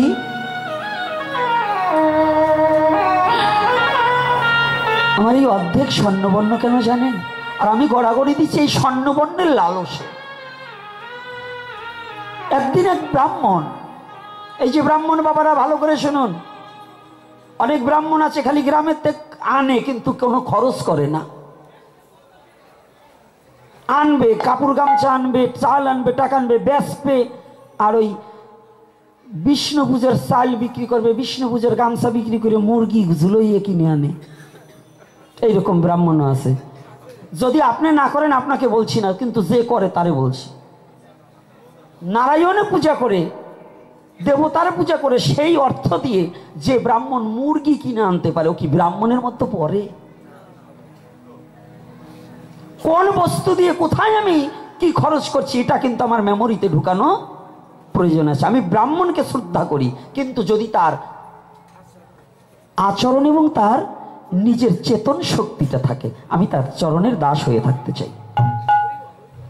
কারণ ব্রাহ্মণ কোনো খারাপ বস্তু নয় এবং সে দোষী নয়, সে উৎকৃষ্ট এবং বর্ণশ্রেষ্ঠ, এবং মানুষের মধ্যে ব্রাহ্মণকে ভগবানও সম্মান করতে বলিয়াছে। কিন্তু যার দ্বারা আমার ধর্ম এবং জাতির ক্ষতি হচ্ছে, খাদ্যাখাদ্যের বিচার্য বিষয় কিছুই নেই, আমি সেই বৈষ্ণব সেই ব্রাহ্মণ কাকেই আমি মানতে পারি না। তো একজন দরিদ্র ব্রাহ্মণ, অতিথি পরায়ণতা ব্রাহ্মণ, কি অতিথি পরায়ণতা। কোনো ব্রাহ্মণের বাড়ি যদি একজন শূদ্রও যায়, নিকৃষ্ট জাতিও যায়, একজন মেথরও যায়, যদি আতিথ্য গ্রহণ করতে চায়, তাকে কিছু না কিছু খেতে দেওয়া একান্ত কর্তব্য। কিন্তু আমাদের তো হিংসা আছে, ব্রাহ্মণ বাড়িতে এখনো কিছু কিছু ব্রাহ্মণ আছে, নিম্নবর্ণের লোক গেলে তার ঘরে উঠতে দেয় না, তার ওই বারিন্দায় বসতে দেয় না, বাইরে আইনে বসতে দেয়, আবার ওই ফিরিটাকে আবার জলের ছিটা দিয়ে ঘরে নেয়। তো এই ব্রাহ্মণ আর ওই ব্রাহ্মণ কিন্তু এক নয়। কোথায় রাজার রানী আর কোথায় ওই তো সুখবড়িয়া মতুনি, একই দুইটি এক হবে নাকি? তদ্রূপ ব্রাহ্মণকে পুনাম্যহম করতে হবে। তো ওই যে দরিদ্র ব্রাহ্মণ, কিন্তু আতিথ্য পরায়ণতা, সে অতিথি সেবা না করে কোনোদিন চলে। তো ভগবান একদিন নিজেই ওই ব্রাহ্মণকে পরীক্ষা করবার নিমিত্তে যে উনি কতটা আতিথ্য পরায়ণতা, অতিথি পরায়ণতা, অতিথির সেবাটা কতটা জানে, ভগবান একদিন অতিথির রূপ ধারণ করে দরিদ্র ব্রাহ্মণ ভিক্ষা নগরে ভিক্ষা করে, এই বৈষ্ণবরা যেমন ভিক্ষা করে জীবন চালায়, আগের দিনে শুদ্ধ ব্রাহ্মণেরা হরিনাম করে নগরে ভিক্ষা করে জীবন চালাতো। আজও আমাদের সনাতন ধর্মে নিয়ম আছে, ওই ব্রাহ্মণকে ধান উঠলে কিছু ধান দেওয়া দরকার, কিছু ফল থাকলে দিতে হয়, ওই কোনো একটা দ্রব্য ব্রাহ্মণ বৈষ্ণবের সেবায় দেওয়া, এটা কিন্তু দান করা আমাদের সনাতন ধর্মে আগেও ছিল, এখনো কিছু কিছু জায়গায় আছে, আর কিছু কিছু জায়গায় হিংসার কবলে পড়ে সব হারিয়ে গেছে।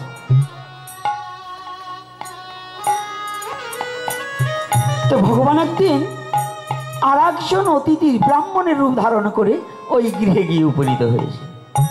ওগো মা, ও মা, গৃহে কেউ আছে? আমি খুব ক্ষুধার্ত, আমাকে কিছু সেবা দেবে? কিন্তু এই ব্রাহ্মণ কর্তা নগরে ভিক্ষা করে কিছু জবের ছাতু পেয়েছে। জব চিনেন? পায়রা, পায়রা চিনেন তো? ওই কবুতর পায়রা না, ফসল পায়রা, ওটার ভালো শুদ্ধ নাম জব। এখন তার মেয়ে ছেলে ঢেকিও নাই, জবের ছাতুও নাই, এখন আটার ছাতু আছে। চৈত্র মাসে আটা গম ভেজে আটা কিনে এনে ছাতু করা হয়। কিন্তু আগে মা কাকিরা, মা জেঠিমা ঠাকুমারা করতো, ঢেকিতে ওই পায়রা পাড়িয়ে ছাল ছাড়িয়ে আবার ভেজে, কেউ বালিতে ভেজে তারপরে ছাতু করত। ওই ছাতুর ঘ্রাণই আলাদা, এত দুটো দিলে ফুলে এতগুলো হয়ে যেত, তাই না বাবা? তাই আজকে ওই ব্রাহ্মণী মা, ওই ব্রাহ্মণ বাবা যে ভিক্ষায় গিয়ে কয়েকটা ছাতু পেয়েছে, ওই ছাতুগুলো রেখেছে। কিন্তু ওই ব্রাহ্মণের একটা পুত্রটাকে বিবাহ করিয়েছে, তাহলে উনরা দুজন, কয়জন? 4 জন। এত দুটো ছাতুতে হয়, তবু রেখেছে। তো এই মা মনে মনে চিন্তা করছে, তাই তো অতিথি যখন এসেছে, না হয় আজকে 2 দিন কপালে কিছু জুটছে না, 2 দিন কোনো অনাহারে, তো আজকে 2 দিন তো চলে গেল, শুনেছি মানুষ আরো 2-4 দিন বাঁচতে পারে। তো যাক, একটা কাজ করি, যে ছাতুগুলো, যে জবের ছাতুগুলো এনেছে 4টে ভাগ করেছি। 4টে ভাগ করে যে আমি যে ভাগটা খাবো, এই ভাগটা ওই অতিথির সেবা দেব। তো যখন অতিথিকে সেবা দিয়েছে, ভগবান তো ওই যে 3 ভাগ রেখে দিয়েছে জানে। ইতিমধ্যে ওই ব্রাহ্মণ বাবা ঢুকেছে ঘরে। ওই অতিথি ঠাকুর বলছে, মা না দিতে তাও ভালো ছিল, কিন্তু কি যে একটু দিলে আরো ক্ষুধা আমার বেড়ে গেল।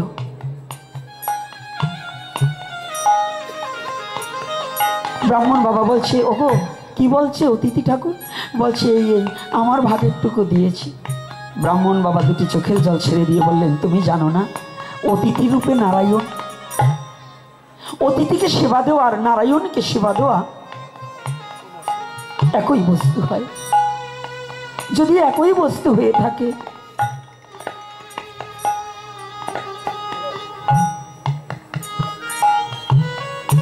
আপনাকে একটা কথা বলি। অতিথি ঠাকুরকে প্রণাম করে বলছে, অতিথি ঠাকুর আপনি বসুন। স্ত্রীকে বলছে, দেখো যদি না অতিথি সেবায় নারায়ণ সেবা হয় আমার পরম ভাগ্য, তবে তুমি নারায়ণ সেবা করলে আমার দ্বারা কি নারায়ণ সেবা হবে না? ব্রাহ্মণ বাবার ভাগের ছাতুটাও নিয়ে ঢেলে দিলেন। যখনই ঢেলে দিয়েছে আরো দুভাগ রয়ে গেছে, কিন্তু ভগবান ওই অতিথিরূপী ভগবান তো বুঝতে পেরেছে, জানে তো। আবার বলছে, মা কিছুটা হলো, কিন্তু আরো অনেক ক্ষুধা রয়ে গেল, আমি আজকে 7 দিন ধরে অনাহারি। ইতিমধ্যে ওই ছেলে এসে ঘরে ঢুকেছে, ছেলে ওইটা শুনেছে। ছেলে মনে মনে চিন্তা করছে, আমরা কেবল 2 দিন চলে গেল আর উনি 7 দিন, তাহলে আমি তো আরো 5 দিন বাঁচব। তো মা বাবা করলেন অতিথি সেবা, আমার দ্বারা তো অতিথি সেবা হলো না, আমার দ্বারা তো অতিথি সেবা হলো না। এই বলে ছেলে এসে মাকে পা জড়িয়ে ধরছে, মা তোমরা অতিথি সেবা করলে কিন্তু আমাকে অতিথি সেবা থেকে বঞ্চিত করলে কেন?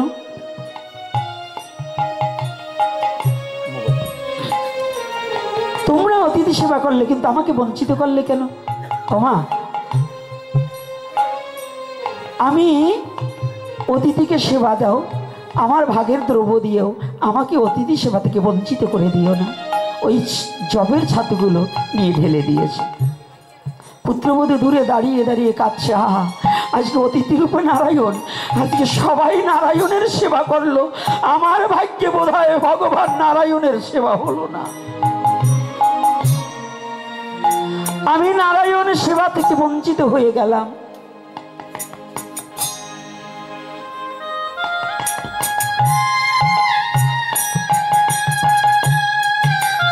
আমি নারায়ণের সেবা থেকে বঞ্চিত হয়ে গেলাম। এই বলে দৌড়িয়ে গিয়ে স্বামীকে বলছি, স্বামী তোমরা সবাই নারায়ণের সেবা দিলে, আমি অতিথি রূপে নারায়ণের সেবা দিতে পারলাম না, তুমি আমাকে অনুমতি দাও। না না, তুমি তো অল্প বয়স, না না, তোমরা যদি 7 দিন বেঁচে থাকতে পারো আমিও পারবো, তবে আমাকে নারায়ণের সেবা থেকে বঞ্চিত করে দিও না। স্বামী শ্বশুর শাশুড়ির চরণ বন্দনা করে ওই যে ছাতুটুকু ছিল ওই ছাতুটুকু এনে অতিথির থালায় দিয়ে দিয়েছে। ভগবান ওটাকে গ্রহণ করে চলে গেল। ধরা দিলেন যে অন্তিমে আমি তোদেরকে নিজে পুষ্পরথে চড়াইব, বৈকুণ্ঠে গমন করাইব। হরিবা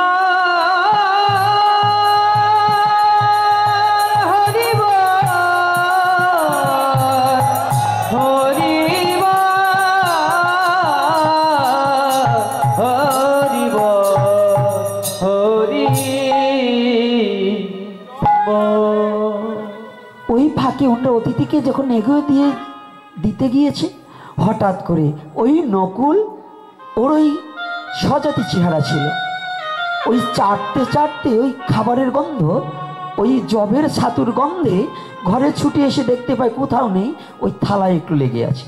তো ওটা চেটে পুটে খেতে গিয়ে ওই থালার, কাঁসার থালা তো, ওই থালার মধ্যে লেগে গোল পড়ে গেছে। তো অর্ধেকটা থালার মধ্যে ঢুকেছিল, ওই অর্ধেক অঙ্গে ওই অতিথি সেবার ওই উচ্ছিষ্ট ছাতুটা লেগে গিয়েছে, ওইটুক স্বর্ণবর্ণ হয়ে গেছে। নকুল বলছে, দেখুন আমি ওই অতিথি সেবাটা করে ওই উচ্ছিষ্ট প্রসাদটা পেয়ে, আর ওই উচ্ছিষ্ট প্রসাদ আমার অঙ্গে যতটুকু লেগেছিল আমার অঙ্গটুকু স্বর্ণবর্ণ হয়ে গেছে। তাই আমি একদিন এটাকে দেখে বহুত তীর্থে গিয়েছি, বহুত জায়গা গিয়েছি, আমার আর এই স্বর্ণবর্ণ হলো না, বাকি অঙ্কটুকু স্বর্ণবর্ণ হলো না। তা আমি ভেবেছিলাম যুধিষ্ঠিরের রাজসয় যজ্ঞে ওখানে অগণিত মহর্ষি রাজঋষি মুনিগণ আছে, ব্রহ্মজ্ঞ ব্যক্তি আছে। আমি ওখানে গিয়ে ওই চরণধুলি অঙ্গে মাখলে হয়তো আমার বাকি অঙ্গটাও স্বর্ণ হইবে।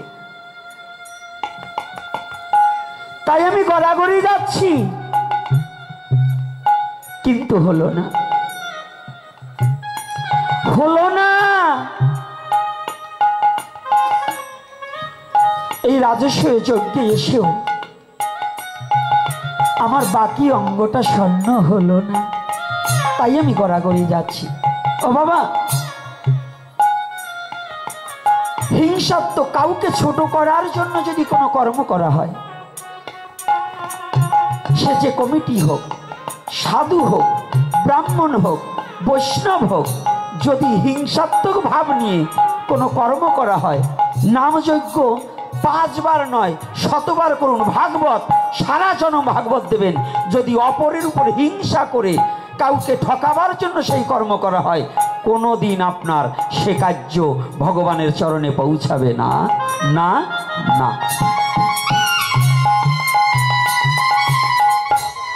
কি পৌঁছাবে? ও বাবা, পৌঁছাবে বাবা। তাহলে কি ধর্ম কাদের জন্য?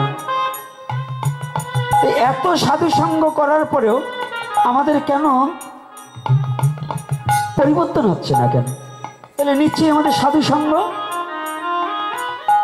হচ্ছে, কেন হচ্ছে না? অর্থাৎ আমি যেমন ব্যক্তি, যেমনি মা তেমনি ঝি, যেমনি রাম তেমনি কানাই, আর ওই উদা ধানের বাসুও মুনাই।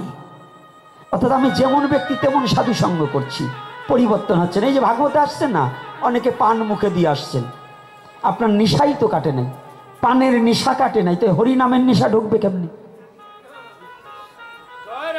অনেকে সিগারেট টেনে এসেছেন, মুখটা ধোয়ান নাই, তাহলে বলুন তো আপনার মুখে কয় বিড়ির গন্ধ, গাজার গন্ধ, মদের গন্ধ।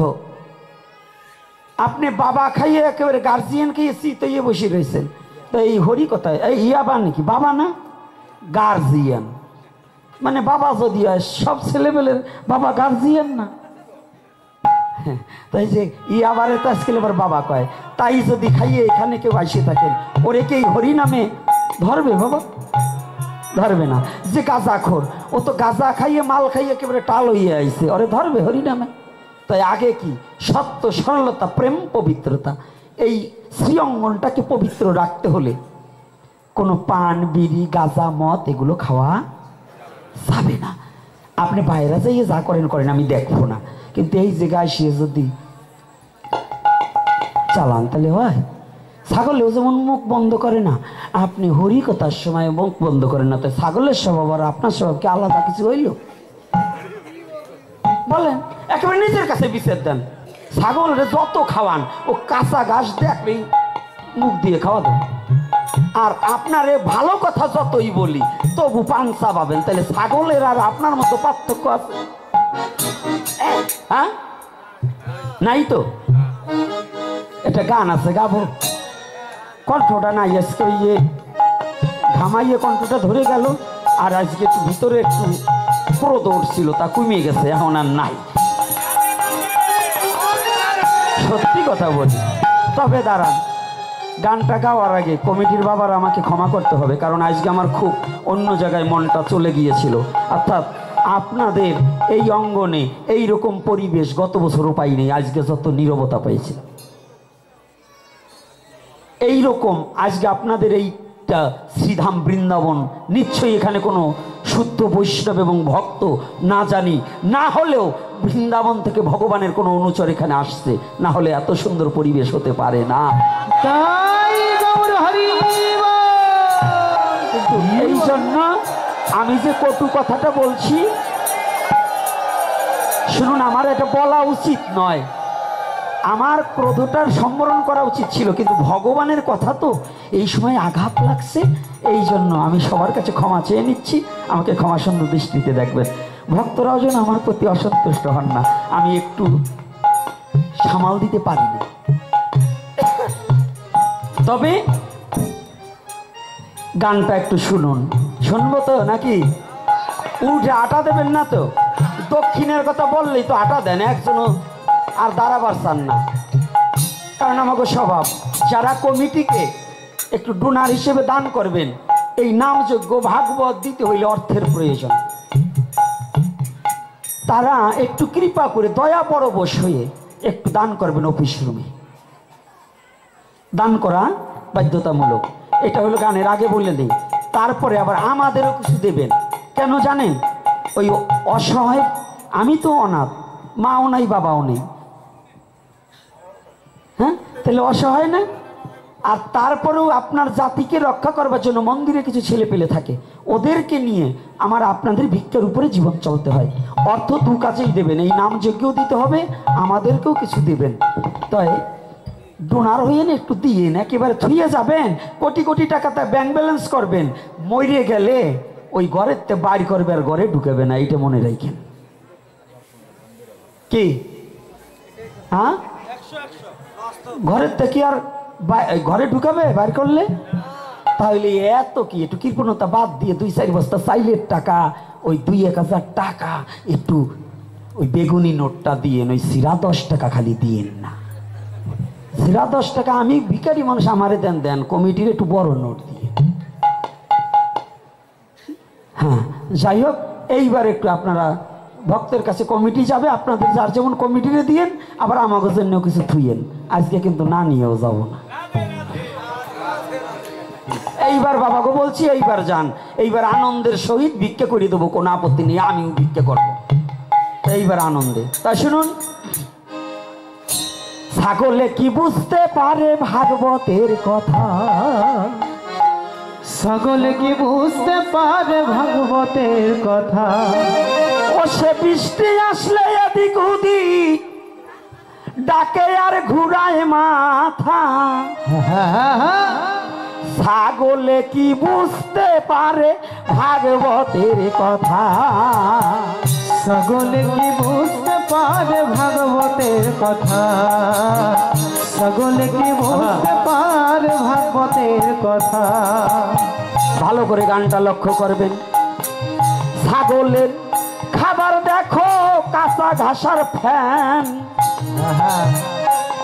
ও সে মালপোয়ার লুচি পুরি তারা চিনবে কেন? ও মন তারা চিনবে কেন, ও মন তারা চিনবে কেন। ছাগলের খাবার দেখো কাঁচা ঘাসার ফ্যান, ওরে মালপোয়া আর লুচি পুরি তারা চিনবে কেন? ও মন তারা চিনবে কেন। ওরা কুরমা পোলাও মনে করে, পোলাও মনে করে, কুরমা পোলাও মনে করে, পায়ের নিচে দুর্বলতা। সকলে কি বুঝতে পারে ভাগবতের কথা, সকলে কি বুঝতে পারে ভাগবতের কথা। ওরা বৃষ্টি আসলে এদিক ওদিক, বৃষ্টি আসলে এদিক ওদিক, বৃষ্টি আসলে এদিক ওদিক তাকে আর ঘুরায় মাথা। সকলে কি বুঝতে পারে ভাগবতের কথা, সকলে কি বুঝতে পারে ভাগবতের কথা। হাইরে ছাগলেরা মরে কিছু মানুষ হইয়াছে, নিজের দোষ রাখিয়া গোপন পরের দোষ খোঁজে। তারা পরের দোষ খোঁজে, অমর পরের দোষ খোঁজে। আছে না? আমার যে কত দোষ আমি খুঁজি না, পরের দোষ দেখি। ওইগুলো আগের জন্মে ছাগল ছিল, মরে এবার মানুষ হইল, তবু বুদ্ধি স্বভাব না পাল্টালো। তাই এই কলমটা দেওয়া আমার গুরুদেবের কৃপায়। ছাগলেরা মরে কিছু মানুষ হইয়াছে, নিজের দোষ রাখিয়া গোপন পরের দোষ খোঁজে। তারা পরের দোষ খোঁজে, তারা পরের দোষ খোঁজে। ওই এখন নিজের পিঠ বাঁচাবার জন্য, নিজের পিঠ বাঁচাবার জন্য, নিজের পিঠ বাঁচাবার জন্য মুখে কয় ধর্মের কথা। ছাগলে কি বুঝতে পারে ভাগবতের কথা, ছাগলে কি বুঝতে পারে ভাগবতের কথা।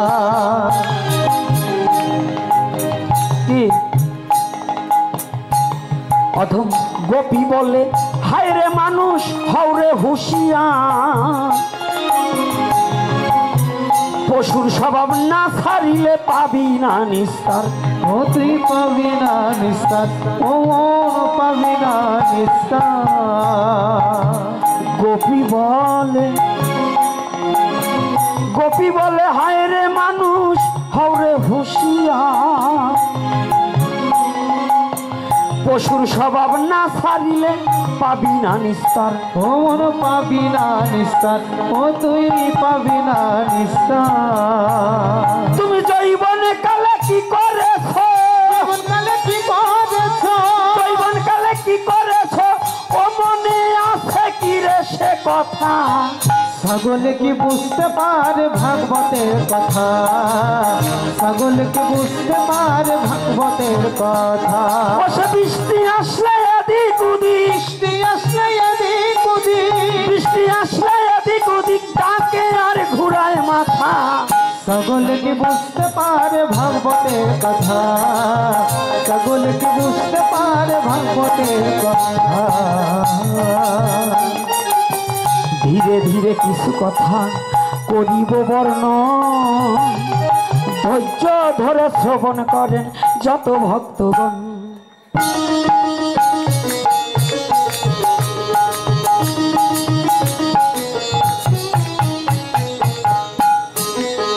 যে কয়টা কথাই আমি করিব বর্ণন, সমাজের কিন্তু ইহাই আছে প্রয়োজন।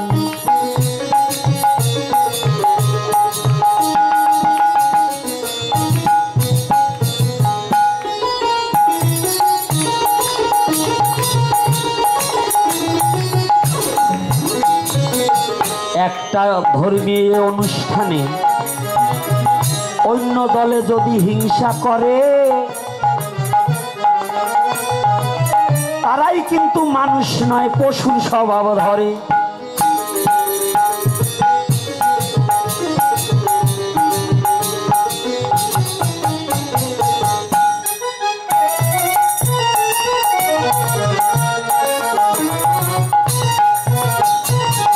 কি তার কি মানুষের স্বভাব থাকে বাবা? যে ধর্মীয় কাজে এখানেও ভগবানের সেবা, আর এক জায়গাও ভগবানের সেবা, কি কোনটা? 5 জায়গা কীর্তন হলে 5 জায়গায় ভগবানের নাম, 5 জায়গা মহোৎসব হলে 5 জায়গায় ভগবানের মহোৎসব, নাকি সেবা কার? তাই আমি যদি মানুষ হই, আমার বাড়ির কীর্তন আছে দেখে আমি এই কমিটির হিংসা করলাম, তাহলে কি আমি মানুষ না পশু? কি যে আমি ভগবানের সেবার সাথে হিংসা করছি, তাই না? কার সেবা? এই নাম কার? ভগবানের নাম নয় তো? ভগবানের নামে যারা হিংসা করে, শুনুন, সব কমিটিকে আজকে আমি অনেক কমিটির লোক দেখছি, বহু জায়গার কমিটি আসছে। একটা কথা চরণে হাত রেখে বলে যাই, কোন কমিটির কীর্তন বলে হিংসাটাকে দূর করুন। আরো 10টা কীর্তন হতে পারে, আরো 50 জায়গা ভাগবত হতে পারে। আজকে যেমন এই যে কার্তিক ব্রত উপলক্ষে, নিয়ম সভাই উপলক্ষে, দামোদর মাস উপলক্ষে কত ভাগবত হয়েছে না? কত ভক্ত কত জায়গায় ভাগবত শুনতে যায়।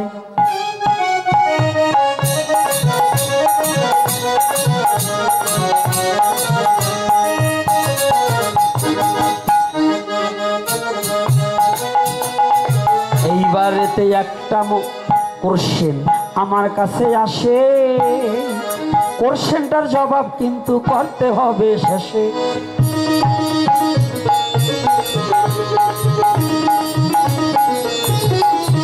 কোশ্চেন আসছে, শিক্ষামন্ত্র না নিলে উদ্ধার নাই কেন? দাঁড়া, শিক্ষা কি? শিক্ষা কাকে বলে এই সম্বন্ধে আগে অবগত হওয়া একান্ত দরকার, নাকি? একান্ত দরকার আছে না? কি জানার প্রয়োজন আছে না? শিক্ষা তত্ত্ব বলতে অনেক জায়গায় বেবিচারি বুঝায়, কিন্তু না, তারা যা করছে এটা সঠিক নয়।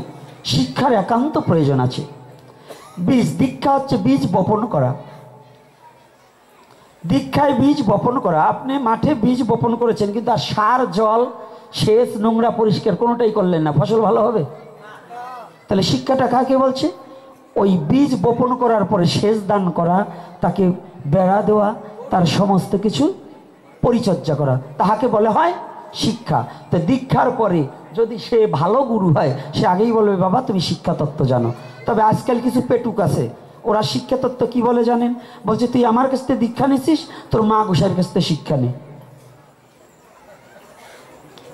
এইগুলো হলো পেটুক। সমাজে এগুলো হচ্ছে মানুষ হতে দেবে না, নিজেও মানুষ হবে না, অপরকেও হতে দেবে না। শিক্ষার একান্ত প্রয়োজন আছে, শিক্ষাগুরু একান্ত দরকার। তবে সে শিক্ষাগুরুটা যেন বেবিচারী না হয়, সে যেন নিজের আত্মতত্ত্ব উপলব্ধি করাতে শিষ্যকে চেষ্টা করে। শিক্ষার তত্ত্ব মানেই হচ্ছে নিজেকে চেনা, নিজেকে জানা এবং এই নিজের তত্ত্বটাকে উপলব্ধি করা। এইটা দীক্ষাগুরু অনেকেই জানে না। অনেক দীক্ষাগুরু আছে নিজেই শিক্ষামন্ত্র নেয় নাই, ওই মালার বীজ দিয়ে শিক্ষামন্ত্র দিয়ে যায়। মালা ধরাই দিলে শিক্ষা হয়ে গেল না, মালা দিলেই শিক্ষা হয় না। যদি এটা হতো তাহলে বৃন্দাবনের বড় বড় বাবাজিরা মহারাজরা শিক্ষা তত্ত্ব গ্রহণ করত না।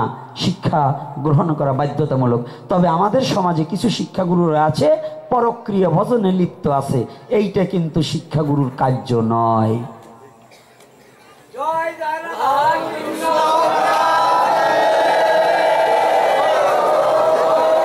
কি কষ্ট হচ্ছে নাকি আমার কথায়?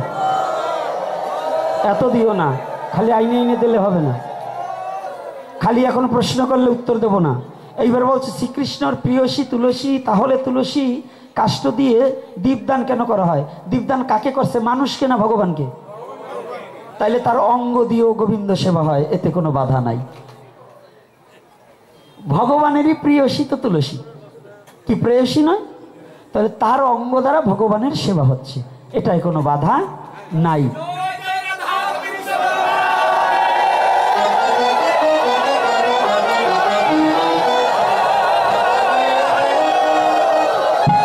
আস্তে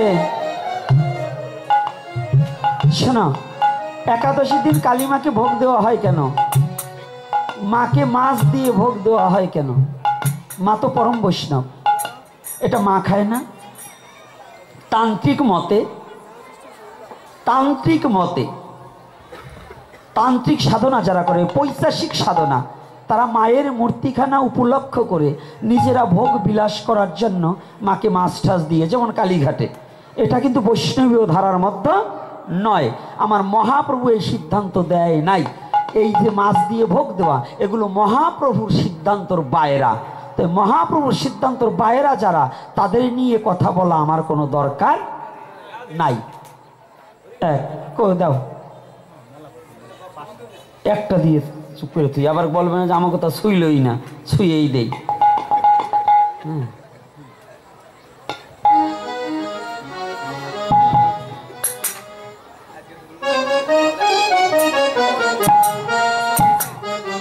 আস্তে বাজাও পরে। দামোদর মাসে শিম, গাজর, পটল অর্থাৎ বিচি জাতীয় কোন সবজি খাওয়া যাবে না? শাস্ত্রীয় সিদ্ধান্ত কি? বিচি জাতীয় বললে গাজরে বিচি নাই, গাজরে তো বিচি নাই, সেটা খাবে না এমন কোনো কথা না। কিছু দ্রব্য আছে কোনো তিথি, খালি শুধু এই মাসে নয়, তিথি ভেদেও খাদ্য নিষেধ আছে। আগে জানো পরে মানো, পঞ্জিকায়ও খাদ্য দ্রব্য নিষেধ আছে। তো কোন কোন মাসে কি কি খাওয়া যাবে না, ওই মাসে ওইটার মধ্যে ক্রিয়া শক্তি নষ্ট করার ক্রিয়া নষ্ট হয়, ভজনের ক্রিয়া নষ্ট হয়, স্মৃতি শক্তি নাশ হয়। এই জন্য আর্য মহর্ষিগণ ধার্য করেছে কোন মাসে কোন বস্তু খাওয়া যাবে না। ওই যে আবার আজকাল কিছু কিছু পণ্ডিত বাইরে অতিরিক্ত বোঝে, ওই অতিরিক্ত বোঝায় হয় না, কিছু কিছু একটু ঠান্ডা মাথায় বসতে হয়। একজন বলছে বিসিএলা জিনিসই খাওয়া যাবে না, বললাম না কিছু আছে। যদি কেউ হবিষণ্য খেতে পারে, পেঁপে, তো পেঁপে খাবা, পেঁপের বিচি নাই, কলার বিচি নাই, কাঁচকলার বিচি হয় না, এসব হইল মন কল্পিত কথা, বিচি কথা বলা হয় নাই। তবে কিছু কিছু দ্রব্য, পটল, বেগুন, বটবটি, সিম, কমলি শাক, এমন গাজর তো খালি এই দিনে না, গাজর খাওয়া হরি ভক্তি বিলাসে কৃষ্ণ মন্ত্রে যারা দীক্ষা গ্রহণ করছে তাদেরই গাজর খাওয়া নিষেধ। আবার তো গাজরের পোলাও গিরেও খাই, হ্যাঁ কি গোল্লা, শ্বেত বেগুন, এগুলো খাওয়া কিন্তু নিষেধ আছে যারা কৃষ্ণ মন্ত্রে দীক্ষা নিয়েছে। যাক, দ্বিতীয় প্রশ্ন করছে দান নারায়ণ কি স্বয়ং কৃষ্ণ কি না? দ্বিজাতীয় প্রশ্ন করা যায় না। স্বয়ংয়ের কার্য নাই ভূভার হরণ, কৃষ্ণ দেহে বিষ্ণু করে অসুর সংহারণ। একলা ঈশ্বর কৃষ্ণ আর সব বৃত্ত, যারে জৈসে করায় নিত্য সে তৈসে করে নিত্য। কৃষ্ণকে যে নারায়ণ মানে না, ওটা তো মূর্খ। সাক্ষাৎ নারায়ণই কৃষ্ণ, সাক্ষাৎ ঈশ্বরই কৃষ্ণ। আমি বলি নাই, বলছে একলা ঈশ্বর কৃষ্ণ আর সব বৃত্ত। বৃত্ত মানে পৃথিবীতে যত দেবতা আছে কৃষ্ণের চাকর, কৃষ্ণের দাস, আর কৃষ্ণই হচ্ছে ঈশ্বর। বলো না গো রাধে রাধে। শুধু তা নয়, ঈশ্বর পরম কৃষ্ণ সচ্চিদানন্দ বিগ্রহ অনাদির আদি গোবিন্দ সর্বকারণের কারণম, সর্বকারণের কারণম। তাহলে বোঝেন না নারায়ণ কৃষ্ণ কি না? যদি কেউ এটা সম্বন্ধে আপনাকে প্রশ্ন করে স্পষ্ট বলে দিবেন। আর যদি কেউ একটা আছে খালি মুখ বাইরিবে, মানবে না, তার সাথে আমাদের কোনো কথা চলবে না। তার্কিকের সাথে ধর্মের কথা কবু না কহিবে। যে তর্ক করে, গীতায় কি বলেছে? আমার কথা যে শ্রদ্ধার সহিত শ্রবণ না করে, হে অর্জুন, তাহার কাছে আমার কথা বলিবে না। শ্রদ্ধার সহিত যে হরি কথা শ্রবণ না করে, তার কাছে আমার কথা বলিবে না। ভগবান কতজন? ভগবান অনেক হইতে পারে। শিব ভগবান, ইন্দ্র ভগবান, পশুরাম ভগবান, ব্যাসদেব ভগবান। ভগবানের বাজার মেলতে পারে। 6টা ঐশ্বর্য যার মধ্যে আছে সে ভগবান হতে পারে, কিন্তু ঈশ্বর হতে পারে না। কথাটা বুঝতে পারছে? ভগবান হওয়া যায় 6টা ঐশ্বর্য।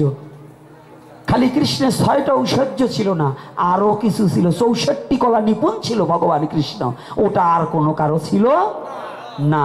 এই জন্য ঈশ্বর স্বয়ং কৃষ্ণই সাক্ষাৎ। আর কোনো প্রশ্ন আসবে না, আর কোনো প্রশ্ন না, আমাদেরও যাবা না। যদি কারো ভগবানকে সেবা দেওয়ার ইচ্ছা থাকে এসে দিয়ে যাবে। আজকে ভিক্ষাই যাব না, আজকে ভিক্ষে যাওয়া বন্ধ। দেবতাদের ভগবান জ্ঞানে পূজা করা যাবে কিনা? ওই যে বললাম, শিবকে ভগবান বলা যায়, ইন্দ্রকে ভগবান বলা যায়, এগুলো যাওয়া যায়। কিন্তু এখন যদি কালীকেও ভগবান বলেন তাই তো আর হবে না। তবে আর একটা লাস্টে বলছে জাতপাত সম্বন্ধে, এ সম্বন্ধে আমি বলবো না, বহুত এপিসোড আছে, দেখে নেবেন। এত বইলে এখন মাথা ব্যথা করে। বহুত বলছি জীবনে, বহুত। আমার জীবনে আমি যতটা বর্ণবাদের বিরুদ্ধে চিৎকার করে আসছি, যদি প্রত্যেকটা পাঠক, প্রত্যেকটা গুরুদেব যদি এইগুলো করতো, আজকে সনাতন ধর্মের অবস্থা এগুলো হতো না। বকাবকি করি আমার জন্য না, আজকেও যতটাই যে বলছি এটা আমার জন্য না। কারণ কি জানেন? আমার একমুষ্ট খাবার এটা ভগবানের ইচ্ছায়, ভগবান আমাকে যেখানে হোক সেখানে এক জায়গা আমার জন্য তৈরি করে রেখেছে। রেখেছে না বাবা? আমার মতো এই নরকের কীটে খাবারে এক জায়গা না এক জায়গা চিন্তা করা লাগবে না। কিন্তু তথাপিও কামড়া কামড়ি করি শুধু। যদি আমার মৃত্যু লাগে, আমার এই রক্তবিন্দু দিয়েও যদি সনাতন ধর্মের কোনো উপকারে আসে, তাহলে আমার যা যা করণীয় আমি তাই তাই করতে রাজি আছি। আমি রক্তবিন্দু বিক্রি করতে হলে আমি করব, আমি করতে রাজি আছি। কিন্তু আমার জাতীয় চেতনার জন্য, আমার স্বজাতি চিন্তার জন্য, আমার সনাতনের জন্য, আমার হরি নামের জন্য, ভগবানের জন্য যা যা করণীয় তাই আমরা করতে প্রস্তুত আছি। এটা আমি, অন্তত আমি গোপীনাথ। অন্য কারো বেলায় কি আছে আমি জানি না, কিন্তু আমি। তবে আজকে শুধু ভক্তজন, আপনাদের আতুল চরণে একটা বন্দনা করি। যাই হয়েছে না হয়েছে আপনারা আমাকে ক্ষমা সুন্দর দৃষ্টিতে দেখবেন। কমিটির বাবাদেরও বলছি এবং আপনাদেরও বলছি, কি আমাকে ক্ষমা করছেন কিনা তাই বলুন সবাই। হ্যাঁ, আমি রূঢ় ব্যবহার করেছি, এতে ক্ষমা করেছেন তো? কি বাবারা কি বলেন? আপনারা তো কমিটির বাবা। আমার কোনো রাগ একটু পরে থাকে না। না, আজকে উঠাবো না। আজকে ভক্তরা কৃপা করে চরণ ধুলি আমার মাথায় দেবার দিয়ে যাবে, দেখবো। জয় নিতাই গৌর হরি। আজকে একটা গান ধরো, আজকে গানের সাথে নৃত্য হবে, সবাই নাচবে। আজকের মতে 1 বছরের জন্য এখানে ভাগবত বিশ্রাম রহিল। প্রেমানন্দে ভক্তগণ একবার হরি হরি বলো।